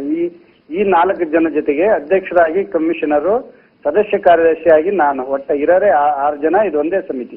ಓಕೆ, ಏನೇನಿರುತ್ತೆ ಸರ್ ತಜ್ಞರ ಸಮಿತಿಯ ಏನೇನು ಕೆಲಸ ಯೋಜನೆ ಇದೆ ಸರ್? ಅವರು ಕಾಂಕ್ರೀಟ್ ಮತ್ತು ಸ್ಟೀಲ್ದು ಎಕ್ಸ್ಪರ್ಟ್ಸ್ ಇದ್ದಾರೆ. ಇವರೆಲ್ಲ ಕಾಂಕ್ರೀಟ್ ಕ್ವಾಲಿಟಿ ನೋಡ್ತಾರೆ. ಆಮೇಲೆ ಸ್ಟೆಬಿಲಿಟಿಗೆ, ಸ್ಟ್ರಕ್ಚರಲ್ ಸ್ಟೆಬಿಲಿಟಿಗೆ ಸಂಬಂಧಪಟ್ಟ ಯಾವ ಪ್ರಯೋಗಗಳನ್ನ ಮಾಡ್ಬೇಕಾ ಅವನ್ನೆಲ್ಲ ಮಾಡ್ತಾರೆ ಅವರು. ಅಂದ್ರೆ ವರದಿ ಎಷ್ಟು ದಿನಗಳು ಬೇಕಾಗ್ಬೋದು ಸರ್ ತಿಪ್ಪಣ್ಣವ್ರೆ? ನಾವು 15 ದಿನ ನಿಗದಿಗೊಳಿಸಿದೀವಿ. ನೋಡೋಣ. ಈಗ ಕೇಳಿ ತಿಪ್ಪಣ್ಣವ್ರೆ, ಪಕ್ಕದಲ್ಲೇನೆ ರಾಜಕಾಲುವೆ ಹಾದು ಹೋಗ್ತಾ ಇದೆ ಅಂತಕ್ಕಂಥ ಒಂದು ಆರೋಪ ಇದೆ. ಇದ್ರ ಬಗ್ಗೆ ತಾವೇನ್ ಹೇಳ್ತೀರಿ? ಆಮೇಲೆ ಈ ಜಕ್ಕರಾಯನ ಕೆರೆ ಒತ್ತುವರಿಯಾಗಿ ಈ ಒಂದು ಮಂತ್ರಿ ಮಾಲನ್ನ ಕಟ್ಟಿದ್ದಾರೆ ಅಂತಕ್ಕಂಥ ಆರೋಪ ಇದೆ. ಇದ್ರ ಬಗ್ಗೆ ತಾವೇನು, ನಮ್ಮ ಹತ್ರ ದಾಖಲೆಗಳು ಕೂಡ ಇದೆ, ಇದ್ರ ಬಗ್ಗೆ ತಾವೇನ್ ಹೇಳ್ತೀರಿ? ಆ ದಾಖಲೆಗಳನ್ನು ನಮ್ಮಲ್ಲೂ ಇದಾವೆ. ಅವನ್ನ ಈ ಕಮಿಟಿ ಒಳಗೆ ಅದು ಒಂದು ಸಬ್ಜೆಕ್ಟ್ ಆಗಿ ನಾವು ಅದಕ್ಕೂ ತೀರ್ಮಾನ ಕಮಿಟಿ ಅಲ್ಲ ಈಗ ನೀವು ಕಮಿಟಿಗೆ ಹಾಕ್ಬೇಕು ಸ್ವಾಮಿ, ನಿಮ್ಮ ಹತ್ರ ದಾಖಲೆ ಇದ್ದ ಮೇಲೆ ನೀವ್ ಯಾಕೆ ಕ್ರಮ ಕೈಗೊಳ್ತಾ ಇಲ್ಲ ಅಂತ ನಾನು ಕೇಳ್ತಾ ಇರುವಂತದ್ದು. ನಿಮ್ಮಲ್ಲೇ ಪವರ್ ಇದೆಯಲ್ಲ, ನಿಮಗೆ ಪ್ರದತ್ತವಾದ ಅಧಿಕಾರ ಇದೆ. ಆಮೇಲೆ ಕಮಿಟಿಗೆ ಏನ್ ಪವರ್ ಇಲ್ಲ, ವರದಿ ಕೊಡುವಂತದ್ದು ಮಾತ್ರ ಕಮಿಟಿಯದ್ದು ನಿರ್ಣಯ. ಅದ್ರ ಬಗ್ಗೆ ಕ್ರಮ ಕೈಗೊಳ್ಳಬೇಕಾದವರು ವಿಡ್ರಾ ಮಾಡಬೇಕಾಗಿರುವಂತದ್ದು ಎಲ್ಲವೂ ಕೂಡ ನಿಮ್ಮ ಕೈಲೇ ಇರುವಂತದ್ದು. ಕ್ರಮ ತಗೋತೀವಿ. ಕಮಿಟಿನಲ್ಲಿ ಆಯುಕ್ತರು ಇರುವುದರಿಂದ ಆಯುಕ್ತರಿಗೆ ಎಲ್ಲ ಅಧಿಕಾರಗಳಿದಾವೆ. ಆದ್ರಿಂದ ಕಮಿಟಿ ಅಧ್ಯಕ್ಷರೇ ಆಯುಕ್ತರಾಗಿರೋದ್ರಿಂದ ಅವರ ಸಮಿತಿಯ ಶಿಫಾರಸುಗಳನ್ನ ನೀವು ಕೂಡ ಕಾರ್ಯದರ್ಶಿ ಆಗಿದ್ದೀರಲ್ಲ, ನೀವು ಯಾವ ರೀತಿ ಈ ಬಗ್ಗೆ ದಾಖಲೆಗಳಿದ್ರು ಕೂಡ ಇದಕ್ಕೆ ನೀವು ಯಾವ ರೀತಿಯಲ್ಲಿ ನೀವು ಸ್ಪಂದಿಸ್ತೀರಿ ಅಂತಕ್ಕಂಥದ್ದು ನನ್ನ ಪ್ರಶ್ನೆ ಇರುವಂತದ್ದು. ಆಮೇಲೆ ಅದ್ರ ಪಕ್ಕದಲ್ಲೇ ಇನ್ನೊಂದು ಕಟ್ಟಡ ನಿರ್ಮಾಣ ಆಗ್ತಾ ಇದೆ. ಅದಕ್ಕೂ ಕೂಡ 1.5 ವರ್ಷಗಳ ಹಿಂದೆನೆ ಈ ಒಂದು ಕಟ್ಟಡದ ಕಾಮಗಾರಿ ನಿಲ್ಲಿಸಬೇಕನ್ನುವಂಥದ್ದು ಕೂಡ ನಿಮ್ಮ BBMP ಇಂದ ಅವರಿಗೆ ಒಂದು ನೋಟಿಸ್ ಹೋಗಿದೆ. ಆ ನೋಟಿಸ್ ಹೋದ್ರೂ ಕೂಡ ಆ ಕಟ್ಟಡವನ್ನ ಪುನಃ ಅಲ್ಲಿ ಕಟ್ತಾ ಇರ್ತಕ್ಕಂಥದ್ದು ತಮ್ಮ ಗಮನಕ್ಕೆ ಬಂದಿದ್ಯಾ? ಬಂದಿದೆ, ಕಟ್ತಾ ಇದ್ದಾರೆ, ಕಟ್ಟಡ ಕಟ್ತಾ ಇದ್ದಾರಲ್ವಾ? ಹೌದು, ಕಟ್ತಾ ಇದ್ದಾರೆ. ಕಟ್ಟಬಾರದು ಅನ್ನುವಂತ ನೋಟಿಸ್ ನೀವೇ ನೀಡಿದಿರಲ್ವಾ ಫೆಬ್ರವರಿ ತಿಂಗಳು 2015ರಲ್ಲಿ. ಆದ್ರೂ ಕೂಡ ಅದನ್ನು ಇನ್ನೂ ಕಟ್ಟಡ ನಿರ್ಮಾಣ ಆಗ್ತಾ ಇರ್ತಕ್ಕಂಥದ್ದೇ ಪಕ್ಕದಲ್ಲೇ ಇರುವಂತದ್ದು. ಅದು ಕೂಡ ನಿಮ್ ಗಮನಕ್ಕೆ ಬಂದಿಲ್ವಾ? ಪ್ರಜಾಪ್ರಭುತ್ವ ವ್ಯವಸ್ಥೆನೇ ಹಾಗಿದ್ರೆ ಕಟ್ತಾ ಇರೋದು ಗಮನಕ್ಕೆ ಬಂದಿದೆ. ಈಗ ಈ ಕಮಿಟಿನಲ್ಲಿ ಎಲ್ಲಾ ಅಂಶಗಳು ಕಮಿಟಿಗೆ ಆ ಸಬ್ಜೆಕ್ಟ್ ಬರ್ಲಿಲ್ವಲ್ಲ? ಇರ್ಲಿ ಸರ್. ತಿಪ್ಪಣ್ಣವ್ರೆ, ನಿಮ್ಮ ಅನಿವಾರ್ಯತೆ ನಮಗೆ ಅರ್ಥ ಆಗ್ತಾ ಇದೆ. ಅವ್ರು ಹೇಳುವಂತದ್ದು ಜಕ್ರಾನ್ ಕೆರೆ ಒತ್ತುವರಿಯಾಗಿದೆ, ರಾಜಕಾಲುವೆ ಒತ್ತುವರಿಯಾಗಿದೆ, ಬಫರ್ ಝೋನ್ ಇದೆ, ಎಲ್ಲಕ್ಕಿಂತ ಹೆಚ್ಚಾಗಿ ಮೆಟ್ರೋ ಅಲ್ಲಿ ಸ್ಟೇಷನ್ ಇರ್ತಕ್ಕಂಥದ್ದು ಅದು ನಿನ್ನೆ ಸ್ಥಗಿತ ಕೂಡ ಮಾಡಲಾಗಿತ್ತು. ಅಲ್ಲಿಗೂ ಕೂಡ ಎಫೆಕ್ಟ್ ಇದೆ.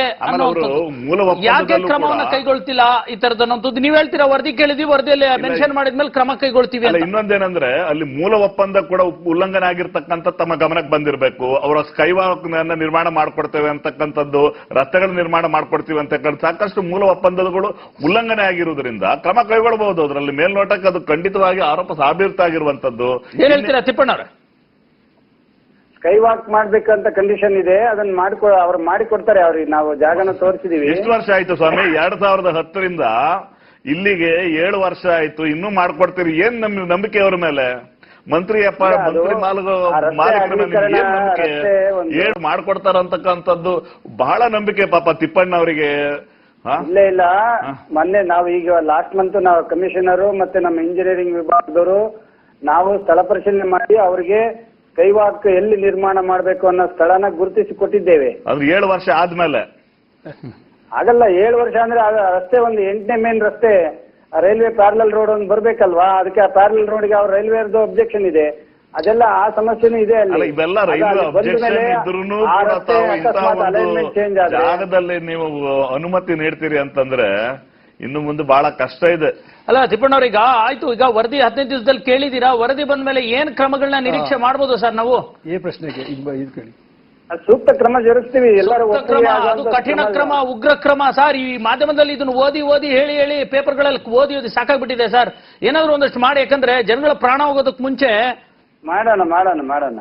ಅಲ್ಲ ಇದು ಸರ್ ತಿಪ್ಪಣ್ಣವ್ರು, ಇದು ಮಂತ್ರಿ ಮಾಲ್ಗಾಯ್ತು ಬಿಟ್ಟಾಕಿ.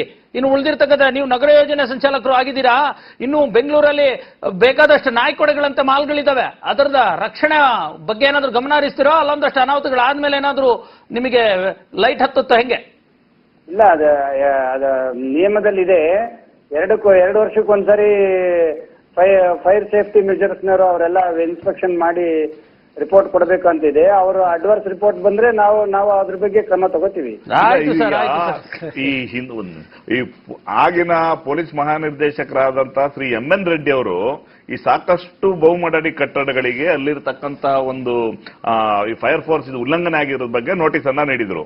ಆ ಉತ್ತರಗಳೇನಾದ್ರೂ ತಮ್ಮ ಕೈಗೆ ತಲುಪಿದ್ಯಾ? ಆ ಬಹುಮಹಡಿಗಳ ಕಟ್ಟಡಗಳ ಮಾಲೀಕರು ನೀಡಿದಂತ ಉತ್ತರ ಏನಾದ್ರೂ ತಮ್ಮ ಕೈಗೆ ತಲುಪಿದ್ಯಾ? ಬಂದಿದೆ ಎಲ್ಲ. ಮತ್ತೆ ಅವರ ಫೈರ್ ಫೈಟಿಂಗ್ ಎಕ್ವಿಪ್ಮೆಂಟ್ಸ್ ಏನಾದ್ರು ಅವು ದೋಷಗಳೇನಿದಾವಲ್ಲ ಆ ದೋಷಗಳನ್ನು ಸರಿಪಡಿಸಿ ಅವರಿಂದ ಮತ್ತೆ ರಿನ್ಯೂವಲ್ ಪತ್ರಗಳು ತರ್ತಾ ಇದ್ದಾರೆ. ಅಂದ್ರೆ ಇಲ್ಲಿ ಈಗ ಅಂದ್ರೆ ತಾವು ಹೇಳ್ತಾ ಇರೋದು ಮಂತ್ರಿ ಮಾಲಲ್ಲೂ ಕೂಡ ಅಗ್ನಿಶಾಮಕ ವ್ಯವಸ್ಥೆ ಕೂಡ ಸರಿಯಾಗಿತ್ತು ಅಂತಕ್ಕಂತ ತಾವು ಹೇಳ್ತಾ ಇದ್ದೀರಿ. ಅಲ್ಲಿಂದ ಅವರು MN ರೆಡ್ಡಿ ಅವರು ಏನ್ ಹೇಳಿದ್ರಲ್ಲ, ನೀವು ಮಂತ್ರಿ ಮಾಲ್ ಮೇಲೆ ಅವ್ರದ್ದು ಆಪಾದನೆ ಇರ್ಲಿಲ್ಲ. ಓಕೆ ತಿಪ್ಪಣ್ಣವ್ರೆ, ಇರ್ಲಿ, ಬಹಳ ಬುದ್ಧಿವಂತಿಕೆಯಿಂದ ಮಾತಾಡ್ತಿದ್ದೀರಾ. ಒಂದು ಬಹಳ ನಿರ್ಲಕ್ಷ್ಯ ಕಾಣ್ತಾ ಇದೆ ಸರ್. BBMP ಮೇಲೆ ತೀವ್ರ ಆಕ್ರೋಶ ಮತ್ತು ಅಸಮಾಧಾನ ಬೆಂಗಳೂರಿನ ನಾಗರಿಕರಿಗೆ ಇರ್ತಕ್ಕಂಥದ್ದು. ದಯವಿಟ್ಟು ಆ ಒಂದು ಅಪವಾದವನ್ನ ಕಳ್ಕೊಳ್ಳುವಂತ ಜವಾಬ್ದಾರಿ, ಪ್ರಾಮಾಣಿಕತೆಯನ್ನ ಮೆರೀರಿ ಅನ್ನುವಂತ ವಿನಂತಿ ಅಷ್ಟೇ ಮಾಡ್ತಾ ಇದೀವಿ. ತಿಪ್ಪಣ್ಣವ್ರೆ, ಥ್ಯಾಂಕ್ ಯು ತಿಪ್ಪಣ್ಣವರೇ, ಧನ್ಯವಾದ ನಮ್ಮೊಂದಿಗೆ ಮಾತನಾಡೋದಕ್ಕೆ. ಒಂದು ಪುಟ್ಟ ಬ್ರೇಕ್ ತಗೊಳ್ಳೋಣ. ಬ್ರೇಕ್ ನಂತರ ಮತ್ತೆ ಚರ್ಚೆ ಮುಂದುವರಿಯುತ್ತೆ.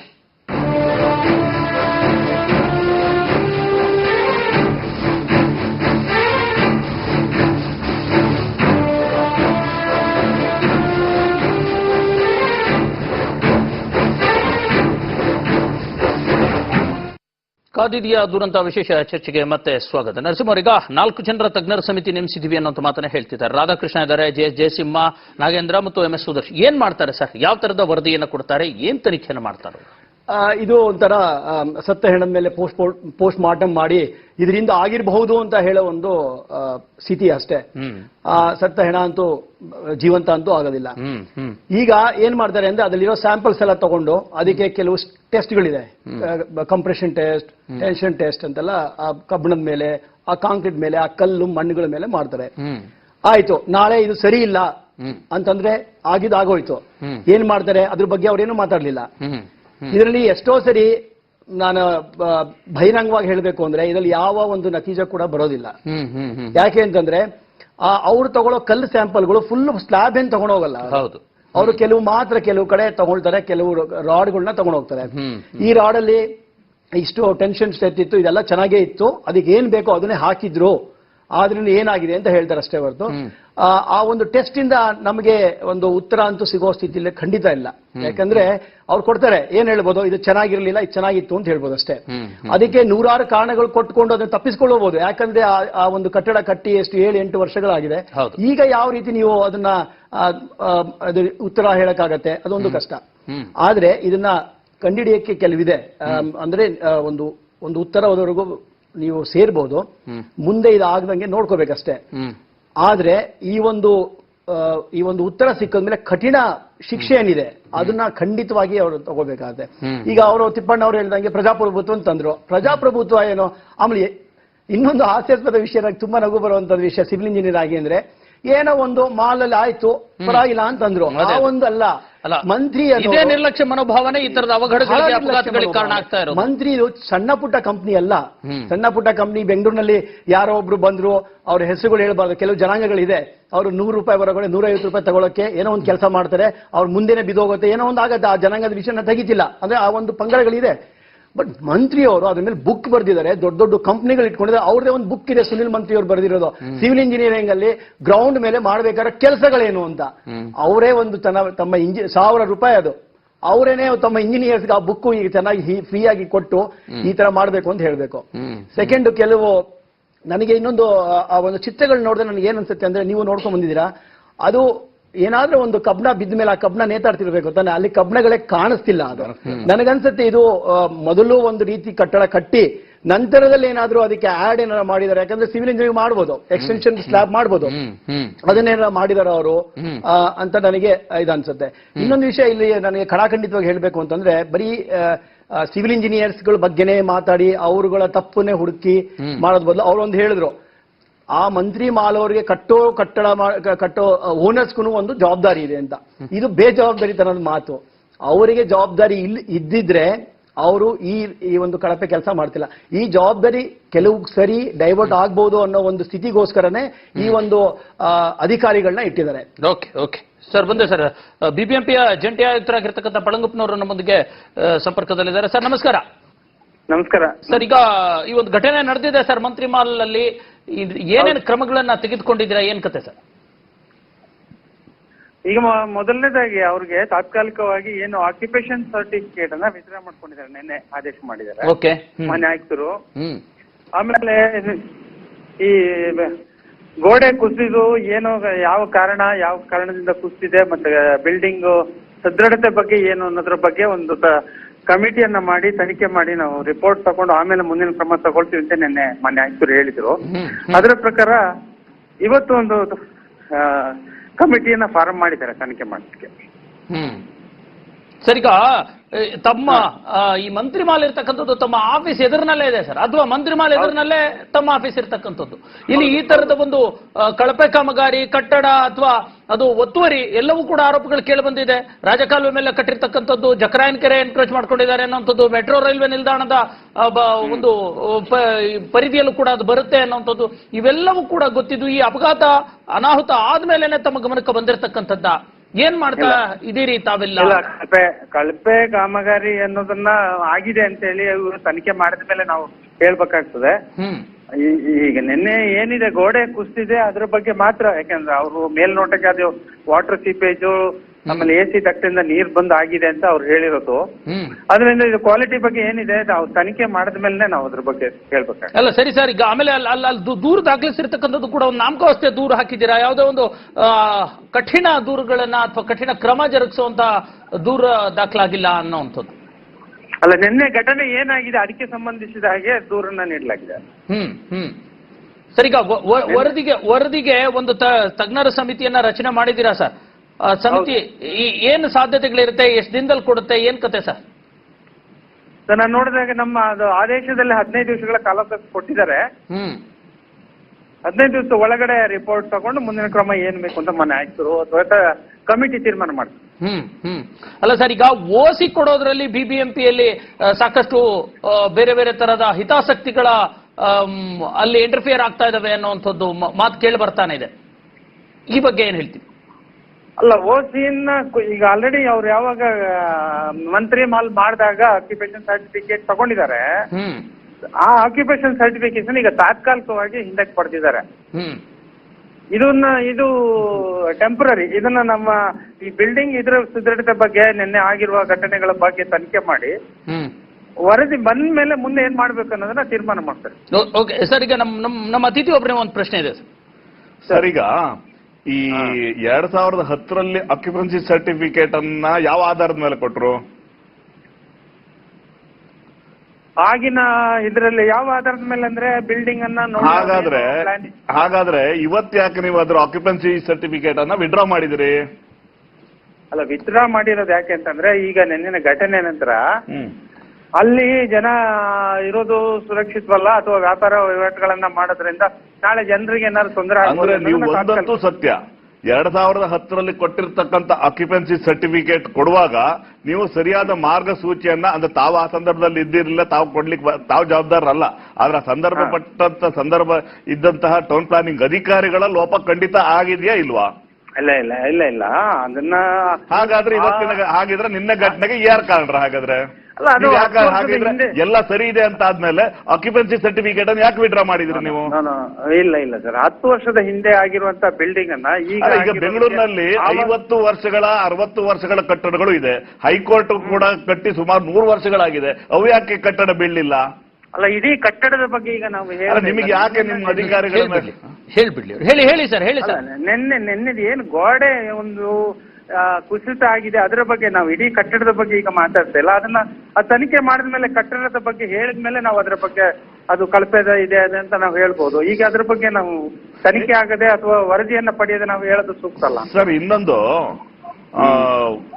ಅದೇ ಕಟ್ಟಡದ ಪಕ್ಕದಲ್ಲಿ ಇನ್ನೊಂದು ಬಹುಮಠಗಳ ವಸತಿ ಸಮುಚ್ಚಯ ನಿರ್ಮಾಣ ಆಗ್ತಾ ಇರತಕ್ಕಂಥದ್ದು ತಮ್ಮ ಗಮನಕ್ಕೆ ಬಂದಿದೆಯಾ? ತಮ್ಮ ಆಫೀಸಿನ ಕಚೇರಿ ಎದುರುಗಡೆಯಲ್ಲೇ ಇರುವಂತದ್ದು. ಹೌದು. ಅದನ್ನ 2015ರಲ್ಲಿ ಆ ಕಟ್ಟಡವನ್ನ ಮುಂದೆ ಕಾಮಗಾರಿ ನಡೆಸಬಾರದು ಅನ್ನತಕ್ಕಂಥದ್ದನ್ನ BBMP ಅವರು ಪತ್ರ ಬರೆದಿರತಕ್ಕಂಥದ್ದು ತಮ್ಮ ಗಮನಕ್ಕೆ ಬಂದಿದೆಯಾ?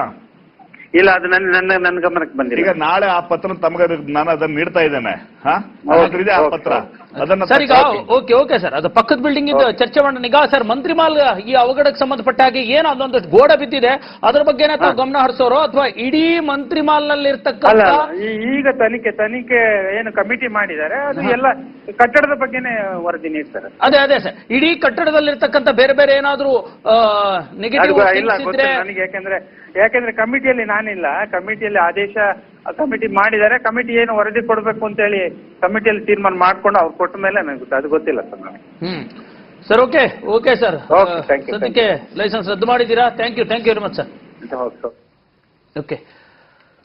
ಅಧಿಕಾರಿಗಳು ಕೂಡ ಅದನ್ನೇ ಹೇಳ್ತಿದ್ದಾರೆ. ನಾವು ಒಂದು ಕಮಿಟಿ ರಚನೆ ಮಾಡಿದೀವಿ ಕಂಡ್ರೆ, ಅದ್ರದ್ದು ವರದಿ ಬಂದ ಮೇಲೆ ನಿಮಗೆ ಅದರದ ಮಾಹಿತಿ ಏನಿದೆ ಅಂತ ಕೊಡ್ತೀವಿ ಅನ್ನೋಂಥದ್ದು. ಆದ್ರೆ ನಿಜವಾಗ್ಲೂ ವರದಿನಲ್ಲಿ ಸತ್ಯ ಹೊರಗಡೆ ಬರುತ್ತಾ, ನಂಬಿಕೆ ಇದೆಯಾ ಗೊತ್ತಿಲ್ಲ.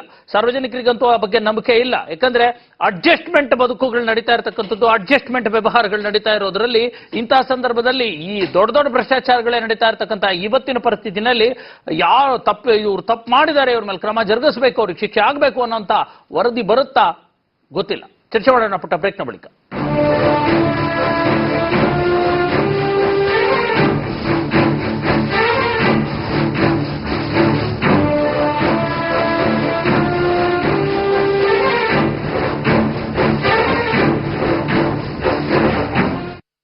ಕಾದಿದೆಯಾ ದುರಂತ ವಿಶೇಷ ಚರ್ಚೆಗೆ ಮತ್ತೆ ಸ್ವಾಗತ. ಕೇವಲ ಮಂತ್ರಿಮಾಲ್ ಅಲ್ಲಿನ ಒಂದು ಗೋಡೆ ಬಿದ್ದಿರತಕ್ಕಂಥದ್ದಷ್ಟೇ ಅಲ್ಲ, ಇಡೀ ಮಂತ್ರಿಮಾಲ್ನ ಸಮಸ್ಯೆ ಅಲ್ಲ ಇದು. ಬೆಂಗಳೂರಿನಲ್ಲಿರ್ತಕ್ಕಂಥ ಸಾಕಷ್ಟು ಈ ತರದ ಮಾಲ್ಗಳ ಪರಿಸ್ಥಿತಿ ಮತ್ತು ಅಲ್ಲಿನ ರಕ್ಷಣೆ ಹೇಗಿದೆ, ಅಧಿಕಾರಿಗಳು ಏನ್ ಮಾಡ್ತಾ ಇದ್ದಾರೆ, ಬಿಬಿಎಂಪಿ ಅಧಿಕಾರಿಗಳು ಮತ್ತು ಸಂಬಂಧಪಟ್ಟ ಬೇರೆ ಬೇರೆ ಇಲಾಖೆಯ ಅಧಿಕಾರಿಗಳು, ಜನಪ್ರತಿನಿಧಿಗಳು ಈ ತರದ ಒಂದು ದುರಂತದ ಬಗ್ಗೆ, ಆತಂಕದ ಬಗ್ಗೆ ಎಷ್ಟು ಮಟ್ಟಿಗೆ ಎಚ್ಚರಗೊಂಡಿದ್ದಾರೆ ಅನ್ನುವಂತ ಪ್ರಶ್ನೆಗಳನ್ನ ಇಟ್ಕೊಂಡು ನಾವು ಚರ್ಚೆ ಮಾಡ್ತಾ ಇದೀವಿ. ಏನ್ ಹೇಳ್ತೀರಾ ಸಾಯಿದತ್ ಅವ್ರೀಗ? ಕಠಿಣ ಕ್ರಮ ಜರುಗಿಸ್ತೀವಿ ಅನ್ನೋಂಥದ್ದಕ್ಕೆ ಅವ್ರು ಹೇಳ್ತಾರೆ, ಬರುತ್ತೆ ವರದಿ ಬರುತ್ತೆ, ಅದಾದ್ಮೇಲೆ ಮಾಡ್ತೀವಿ ಅನ್ನೋ ಅದು ನಿಜವಾಗ್ಲೂ ಪಾಸಿಟಿವ್ ವರದಿ ಬರುತ್ತಾ? ಕಠಿಣ ಕ್ರಮಗಳು ಆಗಿದೆಯಾ, ಆಗತ್ತಾ?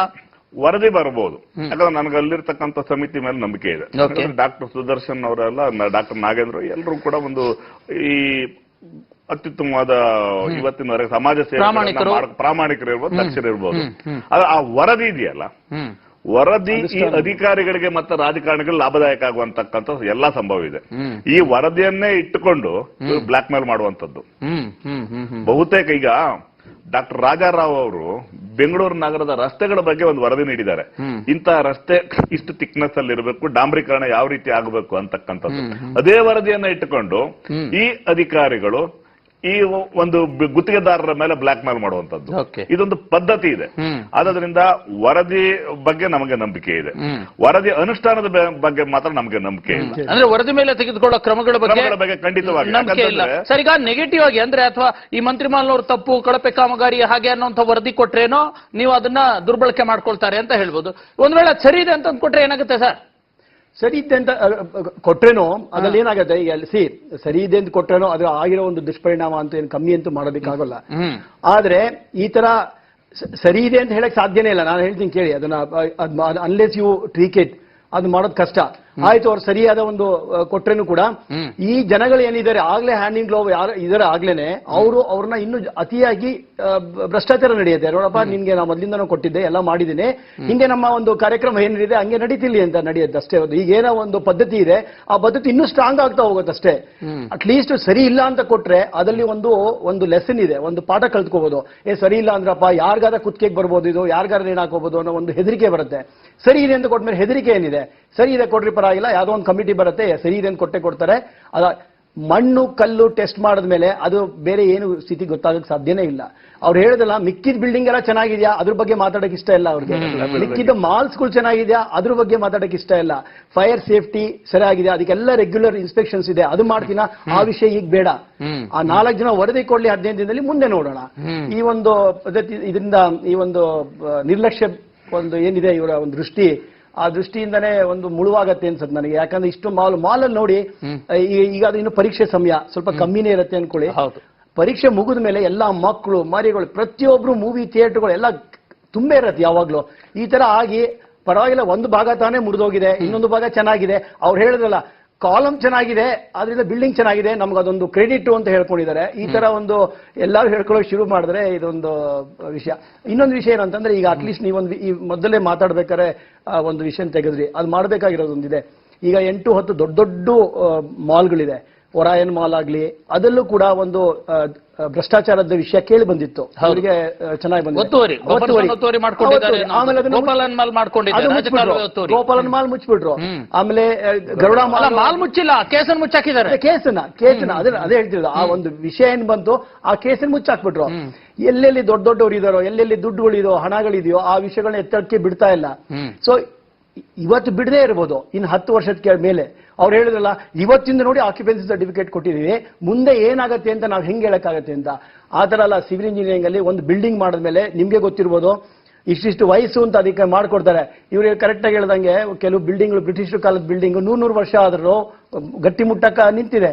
ಯಾಕೆ ಆ ಒಂದು ನಿಷ್ಠೆಯಿಂದ ಕೆಲಸ ಮಾಡಿದ್ರು, ಅದೇನು ಕ್ವಾಲಿಟಿ ಹಾಕಬೇಕು ಆ ಕ್ವಾಲಿಟಿ ಹಾಕಿದ್ರು, ಆ ಒಂದು ನಮ್ಮ ಚಾಣಾಕ್ಷತೆ ಏನಿದೆ, ವಿದ್ಯೆ ಏನಿದೆ ಅದನ್ನ ಯೂಸ್ ಮಾಡಿದ್ರಾಗ. ನೀವು ಹೇಳ್ತಿದಂಗೆ KRS ಎಲ್ಲ ಕಟ್ಟಿದ್ರಲ್ಲ ವಿಶೇಷ ಟೈಮಲ್ಲಿ, ಈಗಕ್ಕೂ ಎಲ್ಲ ಚೆನ್ನಾಗಿ ನಿಂತಿದೆಯಲ್ಲ. ಅಂದ್ರೆ ಸಿವಿಲ್ ಇಂಜಿನಿಯರಿಂಗ್ ಅಲ್ಲಿ ಜ್ಞಾನ ಇದ್ರೆ ಚೆನ್ನಾಗಿ ಕೆಲಸ ಮಾಡ್ಬೋದು, ಅದು ಬೇಕಾಗಿಲ್ಲ. ಈಗ ಏನ್ ಬೇಕೋ ಹಣ ಆಮೇಲೆ ಎಲ್ಲಾ ವಿಷಯಗಳನ್ನ ತಂದು ಅದನ್ನ ಮುಚ್ಚಕ್ಕೆ ಪ್ರಯತ್ನ ಮಾಡಿ, ಇವತ್ತು ನಾನು ಬದುಕಿದ್ದೀನಪ್ಪ, ಇವತ್ತು ನಾನು ಹೆಂಗೋ ತಪ್ಪಿಸ್ಕೊಂಡು ಹೋಗ್ಬಿಟ್ರೆ ಸಾಕು ಅನ್ನೋ ಒಂದು ಮನೋಭಾವನೆ ಏನ್ ಬೆಳೀತಿದೆ, ಅದು ನಿಲ್ಲೋವರೆಗೂ ಏನು ಮಾಡಕ್ಕ. ಅಲ್ಲ, ನಾನು ರಿಪೋರ್ಟ್ ಬಗ್ಗೆ ಯಾಕೆ ಕೇಳಿದೆ ಅಂತಾರೆ ಸಾಯ್ದತ್ ಅವ್ರೆ, ಈಗ ಮಂತ್ರಿ ಮಾಲ್, ಬೆಂಗಳೂರಿನ ಬಹುತೇಕ ಮಾಲ್ಗಳ ಪರಿಸ್ಥಿತಿ ಇದ್ದಂಗೆ ಮಂತ್ರಿ ಮಾಲ್ ಅಲ್ಲೂ ಕೂಡ ಪ್ರಭಾವಿಗಳು, ರಾಜಕಾರಣಿಗಳು ಇಂಥವ್ರೆಲ್ಲ ಒಂದಷ್ಟು ಬಂಡವಾಳ ಹಾಕಿದ್ದಾರೆ ಅನ್ನುವಂಥದ್ದು ಮಾಹಿತಿ. ಅವ್ರನ್ನೆಲ್ಲ ರಕ್ಷಣೆ ಮಾಡುವಂತ ಪರಿಸ್ಥಿತಿ ನಿರ್ಮಾಣ ಆಗ್ಲೇಬೇಕಲ್ಲ. ಈಗ ವರಾಯನ್ ಮಾಲ್ ಇರ್ಬೋದು, ಈ ಪ್ರತಿಯೊಂದು ನಾಗೇ ತಾನೇ ಹೇಳಿರುವಂತದ್ದು, ಇದರಲ್ಲಿ ಯಾವುದೇ ಕೂಡ ಹುರುಳಿಲ್ಲ, ಸತ್ಯ ಯಾವುದೇ ಕೂಡ ಇದು ತಪ್ಪೆ ಅಂಶ ಇಲ್ಲ. ಪ್ರತಿಯೊಂದು ಇಂಥ ವಸತಿ ಸಮುಚ್ಚಯದಲ್ಲಿ ಬಹುತೇಕವಾಗಿ ರಾಜಕಾರಣಿಗಳ ಬಂಡವಾಳ ಮತ್ತೆ ಕೆಲವು ಅಧಿಕಾರಿಗಳ ಬಂಡವಾಳ ಇವೇ ಕೂಡ ವರ್ಕೌಟ್ ಆಗ್ತಾ ಇರತಕ್ಕಂಥದ್ದು. ಅಂದ್ರೆ ಈ ಸರ್ಕಾರದ ಕೆಲವು ಆಯಕಟ್ಟಿನಲ್ಲಿ ಕೆಲವು ಅಧಿಕಾರಿಗಳಿರ್ತಾರೆ. ಈ ಅಧಿಕಾರಿಗಳು ಯಾರಂತಂದ್ರೆ ಈ ಸರ್ಕಾರದ ಆದಾಯದ ಮೂಲ, ಅವರಿಗೆ ಹಣವನ್ನು ಒದಗಿಸತಕ್ಕಂತಹ ಅಧಿಕಾರಿಗಳು, ಇವರೆಲ್ಲರೂ ಸೇರಿ ಇದರಲ್ಲಿ ಬಂಡವಾಳ ಹೂಡಿರುವಂತದ್ದು. ಆದ್ರಿಂದಲೇ ಇಂತಹ ಕಟ್ಟಡಗಳ ಮೇಲೆ ಯಾರೂ ಕೂಡ ಕ್ರಮ ಕೈಗೊಳ್ಳಿಕ್ಕಾಗಲ್ಲ ಖಂಡಿತವಾಗಿ. ಈಗ ಇವರು ಅವರ ಮೇಲೆ ಕ್ರಮ ಕೈಗೊಳ್ಳಲೇಬೇಕಂತದ್ದಿದ್ರೆ ಇವತ್ತು ಅವರು ಕೇವೇಟ್ ಹಾಕ್ಬೇಕಿತ್ತು, ಒಂದು ಉಚ್ಚ ನ್ಯಾಯಾಲಯಕ್ಕೆ ಕೇವೇಟ್ ಹಾಕ್ಬೇಕಿತ್ತು. ಯಾಕಂದ್ರೆ ಅವ್ರಿಗೆ ಈಗಾಗಲೇ ಅದನ್ನ ಆಕ್ಯುಪೆನ್ಸಿ ಸರ್ಟಿಫಿಕೇಟ್ಗೆ ವಾಪಸ್ಸನ್ನು ಪಡೆದುಕೊಂಡಿದ್ದಾರೆ. ಖಂಡಿತವಾಗಿ ಆಕ್ಯುಪೆನ್ಸಿ ಸರ್ಟಿಫಿಕೇಟ್ ಅನ್ನ ವಾಪಸ್ ಆಗಿದ್ರ ಮೇಲೆ ಅವರು ಉಚ್ಚ ನ್ಯಾಯಾಲಯಕ್ಕೆ ಅದು ಪ್ರಶ್ನೆ ಮಾಡೇ ಮಾಡ್ತಾರೆ ಖಂಡಿತವಾಗಿ. ಆಮೇಲೆ ಅವರಿಗೆ ತೆರವುಗೊಳಿಸಲಿಕ್ಕೂ ಕೂಡ ಒಂದು ನಿರ್ದೇಶನ ನೀಡಿದ್ರು ಕೂಡ ಅದನ್ನು ಕೂಡ ಉಚ್ಚ ನ್ಯಾಯಾಲಯದಿಂದ ತಡೆಯಾಜ್ಞೆ ತರುವಂತ ಎಲ್ಲಾ ಸಂದರ್ಭ ಇದೆ. ಅವ್ರು ಈಗ ನೋಟಿಸ್ ಅನ್ನ ಇವರು ಆ ಸಂಸ್ಥೆಗೆ ನೀಡುವುದೇ ತಡೆಯಾಜ್ಞೆಯನ್ನ ತೆಗೆದುಕೊಂಡು ಬರಲಿ ಅಂತಕ್ಕಂಥದ್ದನ್ನ BBMP ಅವರೇ ಅವರಿಗೆ ಅಧಿಕೃತವಾಗಿ ದಾಖಲೆಗಳನ್ನು ನೀಡುವಂತದ್ದು ಇಂಡೈರೆಕ್ಟ್ ಆಗಿ. ಆದ್ದರಿಂದ ಈ ಕಣ್ಣರಿಸುವಂತ ಪ್ರಯತ್ನಗಳು ನಿಜವಾಗಿ ತಪ್ಪು. ಇದು ಕೇವಲ ಮಂತ್ರಿ ಮಾಲಿಗೆ ಒಂದೇ ವರದಿ ಸಾಕಾಗಲ್ಲ. ನಮ್ಮ 8 ಝೋನ್ಗಳೇನಿದೆ, ವಲಯಗಳೇನಿದೆ, ಅಲ್ಲೂ ಕೂಡ ಪ್ರತಿ 3 ಜನರ ಒಂದು ಸಮಿತಿ ಆಗಬೇಕು.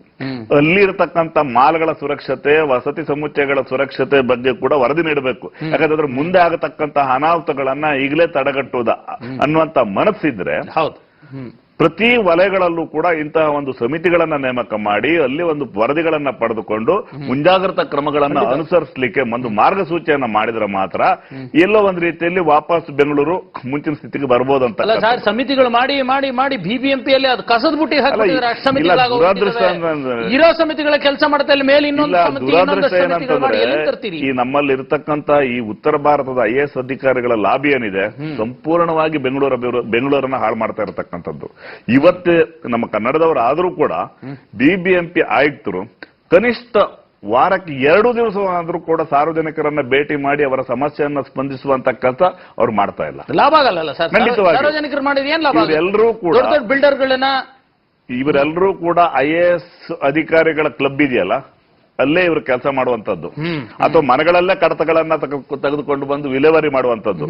ಆದ್ರಿಂದ ಈ ಬೆಂಗಳೂರಿಗೆ ಸ್ಪಂದಿಸುವಂತಹ ಅಧಿಕಾರಿಗಳು ಬೇಕು, ಬೆಂಗಳೂರಿನ ಸಮಸ್ಯೆಯನ್ನ ಪರಿಹರಿಸುವಂತಹ ಅಧಿಕಾರಿಗಳು ಬೇಕು. ಸರ್ಕಾರ ಮುಂದೆ ಇರತಕ್ಕಂತಹ ಕೆಲವು ದಿವಸಗಳಲ್ಲಿ ಉತ್ತಮವಾದ ಅಧಿಕಾರವನ್ನ ನಡೆಸಬೇಕನ್ನುವಂತ ಇಚ್ಛೆ ಇದ್ರೆ, ಅಥವಾ ಬೆಂಗಳೂರಿನ ಅಭಿವೃದ್ಧಿಯ ಒಂದು ಕಲ್ಪನೆಗಳನ್ನ ಏನಾದರೂ ಈ ಸರ್ಕಾರ ಮುಖ್ಯಮಂತ್ರಿಗಳು ಇಟ್ಕೊಂಡಿದ್ದಾದ್ರೆ ಉತ್ತಮ ಅಧಿಕಾರಿಗಳನ್ನ, ಉತ್ತಮವಾಗಿ ಆಡಳಿತವನ್ನು ನಡೆಸುವಂತ ಅಧಿಕಾರಿಗಳನ್ನ ನೇಮಕ ಮಾಡಿದ್ರೆ ಮುಂದೆ ಇಂಥ ಅನಾಹುತಗಳು ಆಗ್ಲಿಕ್ಕೆ ಸಾಧ್ಯ ಇರತಕ್ಕಂಥದ್ದು. ಇಲ್ಲದೇ ಇದ್ರೆ ಮತ್ತೆ ಮತ್ತೆ ಮತ್ತೆ ಮತ್ತೆ ಇದೇ ರೀತಿಯ ಅವಘಡಗಳು ಮರುಕಳಿಸುವಂತದ್ದು ಖಂಡಿತ ಅಂತ ನನ್ನ ಭಾವನೆ ಇದೆ. ನಿಜ ನಿಜ. ಈಗ ನರಸಿಂಹರು, ಒಂದು ನನಗೆ ಇವತ್ತಿನ ಸುದ್ದಿ, ನಿನ್ನೆ ಮಂತ್ರಿ ಮಾಲ್ ಬಿದ್ದಿರತಕ್ಕಂಥ ಇಂತಹ ಒಂದು ಸಂದರ್ಭದಲ್ಲಿ BDA ಒಂದು ಯೋಜನೆಯನ್ನ ಕೈಗೆತ್ತಿಕೊಂಡಿದೆ. ನಿಜವೂ ಬಹಳ ಆಶ್ಚರ್ಯ ಅನ್ಸುತ್ತೋ ಹಾಸ್ಯಾಸ್ಪದ ಅನ್ಸುತ್ತೋ ಗೊತ್ತಿಲ್ಲ. ಮುಂದಿನ 15 ವರ್ಷಗಳಲ್ಲಿ ಬೆಂಗಳೂರು ಹೇಗಿರಬೇಕು ಅನ್ನೋದ್ರ ಕುರಿತಂತೆ ಒಂದು ಮಾಸ್ಟರ್ ಪ್ಲಾನ್ ಅನ್ನ BDA ರೆಡಿ ಮಾಡ್ತಾ ಇದೆ ಅನ್ನುವಂಥದ್ದು ಅಲ್ಲ. ಅದರ ಪಾಸಿಟಿವ್ ಆಗಿರತಕ್ಕಂಥ ಆಲೋಚನೆ ಯೋಜನೆಗಳಿಗೆ ನಮ್ಮ ವಿರೋಧ ಇಲ್ಲ. ನಗಪಾಟ್ಲಿನ ಯೋಜನೆ ಆಗ್ತಾ ಇಲ್ಲ ಅನ್ನುವಂಥದ್ದು. ಅಂದ್ರೆ ಈ ಯೋಜನೆ ಹೆಂಗಿದೆ ಅಂದ್ರೆ, ಅದು ಯಾರು ಮಾಜಿ ಮುಖ್ಯಮಂತ್ರಿಗಳು ಹೇಳಿದ್ರು, ಒಬ್ರು ಬೆಂಗಳೂರು ಸಿಂಗಾಪುರ್ ಮಾಡ್ತೀವಿ ಅಂತಂದೇಳಿ, ಅಷ್ಟೇ ನಗಪಾಟ್ಲಿನ ಮಾತಾಗಿದೆ ಇದು ಅಂತ. ಖಂಡಿತ ನಾನು ನಿಮ್ಮ ಇದಕ್ಕೆ ಒಪ್ತೀನಿ. ಯಾಕೆಂತಂದ್ರೆ ಇದು ಹೊಸದೇನಲ್ಲ, ಮಾಸ್ಟರ್ ಪ್ಲಾನ್ ಮಾಡೋದು ಏನು ಹೊಸದಿಲ್ಲ. ಎವ್ರಿ 10 ವರ್ಷಕ್ಕೆ 5 ವರ್ಷಕ್ಕೆ 10 ವರ್ಷಕ್ಕೆ ಅದ್ರ ಇನ್ನೂ ಮಾಡ್ತಾ ಇರ್ತಾರೆ, ಮುಂದೆ ನಮ್ಮ ಸಿಟಿ ಹೇಗಿರ್ಬೇಕು ಅಂತ. ಇದುವರೆಗೆ ಒಳ್ಳೊಳ್ಳೆ ಮಾಸ್ಟರ್ ಪ್ಲಾನ್, ನಾನು ಒಂದು 2005 ಅಲ್ಲಿ ಒಂದು ಮಾಸ್ಟರ್ ಪ್ಲಾನ್ ತಗೊಂಡು ಓದಿದ್ದೀನಿ ಕೂಡ, ಹೇಗಿರ್ಬೇಕು ಅಂತ. ಆ ತರ ಅಂತ ಇದುವರೆಗಂತೂ ಖಂಡಿತವಾಗಿ ನೋಡಿಲ್ಲ. ಸಿಂಗಾಪುರ್ ಮಾಡಬೇಕು ಅನ್ನೋ ಒಂದು ಸ್ವಪ್ನ ಒಳ್ಳೇದು, ಆದ್ರೆ ಅದಕ್ಕೆ ಒಂದು ಮೈಲ್ ಸ್ಟೋನ್ಸ್ ಏನಿದೆ, ಅದಕ್ಕೆ ಒಂದು ಬೆಂಚ್ ಮಾರ್ಕ್ ಏನಿದೆ, ಅಲ್ಲ ಬದ್ಧತೆ ಬೇಕು, ಇಲ್ಲ, ಅಲ್ಲಿ ಪ್ರಾಮಾಣಿಕತೆ ಪ್ರಾಮಾಣಿಕತೆ ಬೇಕು, ಬೇಕು. ಭ್ರಷ್ಟಾಚಾರ ರಹಿತ ಒಂದು ವ್ಯವಸ್ಥೆಯನ್ನ ಜಾರಿ ಮಾಡಬೇಕು. ಆಮೇಲೆ ಇಲ್ಲಿ ಹಣ ತೊಡಗಿಸುವಂತ ಭ್ರಷ್ಟಾಚಾರದ ಹಣವನ್ನ ಮೂಲಗಳನ್ನ ಕಟ್ ಮಾಡಬೇಕು, ಮಾಡ್ಬೇಕು. ಒತ್ತುವರಿಗಳನ್ನ ನಿಲ್ಲಿಸಬೇಕು, ಜನ ಅಭಿಪ್ರಾಯಗಳನ್ನ ಸಂಗ್ರಹಿಸಬೇಕು. ಸಾಕಷ್ಟಿದೆ. ಯಾವ್ದು ಮಾಡೋದು? ಸಾಮಾನ್ಯರಿಗೆ ಏನ್ ಬೇಕು? ಒಂದು ಮಾಸ್ಟರ್ ಪ್ಲಾನ್ ಅಂತ ಏನ್ ಹೇಳಿದ್ರು ಅದು ಕೂಡ ಒಂದು ಮಾಫಿಯಾನೇ. ಹ್ಮ್ ನಾನು ಅದನ್ನು ಉದಾಹರಣೆ ಕೊಡ್ತೇನೆ. ಯಾಕಂದ್ರೆ 2016ರಲ್ಲಿ ಈ ಮಾಸ್ಟರ್ ಪ್ಲಾನ್ ಅಸ್ತಿತ್ವಕ್ಕೆ ಬರಬೇಕಿತ್ತು. 2013 ಮಾಸ್ಟರ್ ಪ್ಲಾನ್ ಇದು. 2015ರಿಂದ 2031ರವರೆಗೆ ಇರಬೇಕಾಗಿರತಕ್ಕಂಥದ್ದು. ಇದು ಕೇವಲ ಹಸಿರು ವಲಯದಿಂದ ಹಳದಿ ವಲಯಕ್ಕೆ ಬದಲಾವಣೆ ಆಗುವಂತ ಕಾರ್ಯ ಮಾತ್ರ ನಡೀತಾ ಇದೆ ಬಿಟ್ರೆ ಎಲ್ಲೂ ಕೂಡ ಬೇರೆ ರೀತಿಯಲ್ಲಿ ಸಾರ್ವಜನಿಕರಿಗೆ ಬೆಂಗಳೂರನ್ನ ವಿಷನ್ ಇಟ್ಟುಕೊಂಡು ಮಾಡುವಂತದ್ದಲ್ಲ. ಇದು ಜನಸಾಮಾನ್ಯರಿಗೆ ಏನ್ ಬೇಕೋ ಅದು ಮಾಡಿದ್ರೆ ಮಾತ್ರ ಸಿಂಗಾಪುರ್ ನೋಡ್ಬೋದು ಅಷ್ಟೇ. ಇದು ಬಿಲ್ಡರ್ಗಳಿಗೆ ಅನುಕೂಲವಾಗಿ ಮಾಡುವಂತದ್ದು. Okay okay, thank you sir, thank you very much. ನಮ್ಮೊಂದಿಗೆ ಸಾಕಷ್ಟು ಅಭಿಪ್ರಾಯಗಳನ್ನ ಹಂಚಿಕೊಂಡಿದ್ದೀರಾ. ಇಬ್ಬರಿಗೂ ಧನ್ಯವಾದಗಳು. ಜನಸಾಮಾನ್ಯರ ಹಿತದೃಷ್ಟಿಯನ್ನ ಮನಸ್ಸಲ್ಲಿ ಇಟ್ಕೊಂಡ್ರೆ ಮಾತ್ರ ಬೆಂಗಳೂರನ್ನ ಸಿಂಗಾಪುರದ ರೀತಿಯಲ್ಲಿ ಮಾಡಬಹುದು, ನೋಡಬಹುದು ಅನ್ನುವಂಥದ್ದು. ಆದ್ರೆ ಎಷ್ಟು ಜನ ಜನಪ್ರತಿನಿಧಿಗಳಿಗೆ ಜನಸಾಮಾನ್ಯರ ಹಿತದ ಅರಿವಿದೆ ಅಥವಾ ಕಾಳಜಿ ಇದೆ ಅನ್ನುವಂಥದ್ದು. ಒಂದು ರೀತಿಯ ವಿಷ ವರ್ತುಲ ಇರ್ತಕ್ಕಂಥದ್ದು. ಇಲ್ಲಿ ವಿಷ ತುಂಬಿಕೊಂಡಿದೆ. ಎಲ್ಲಾ ಇಲಾಖೆಗಳಲ್ಲೂ ಎಲ್ಲ ಅಧಿಕಾರಿಗಳಲ್ಲೂ ಒಂದು ರೀತಿ ಭ್ರಷ್ಟಾಚಾರ ಮತ್ತು ಸ್ವಾರ್ಥದ ವಿಷ ತುಂಬಿಕೊಂಡಿರ್ತಕ್ಕಂಥ ಇವತ್ತಿನ ಪರಿಸ್ಥಿತಿಯಲ್ಲಿ ನಾವಿದನ್ನು ನಿರೀಕ್ಷೆ ಮಾಡಬಹುದಾ ಗೊತ್ತಿಲ್ಲ. ನೋಡೋಣ ಮುಂದಿನ ದಿನಗಳಲ್ಲಿ ಇಂತಹ ಅನಾಹುತಗಳು ತಗ್ಗಬಹುದಾ ಅಥವಾ ಮತ್ತಷ್ಟು ದೊಡ್ಡ ಅನಾಹುತಗಳಾಗಬಹುದಾ? ಕಾಲನೇ ಉತ್ತರ ನೀಡಲಿದೆ. ನಮಸ್ಕಾರ.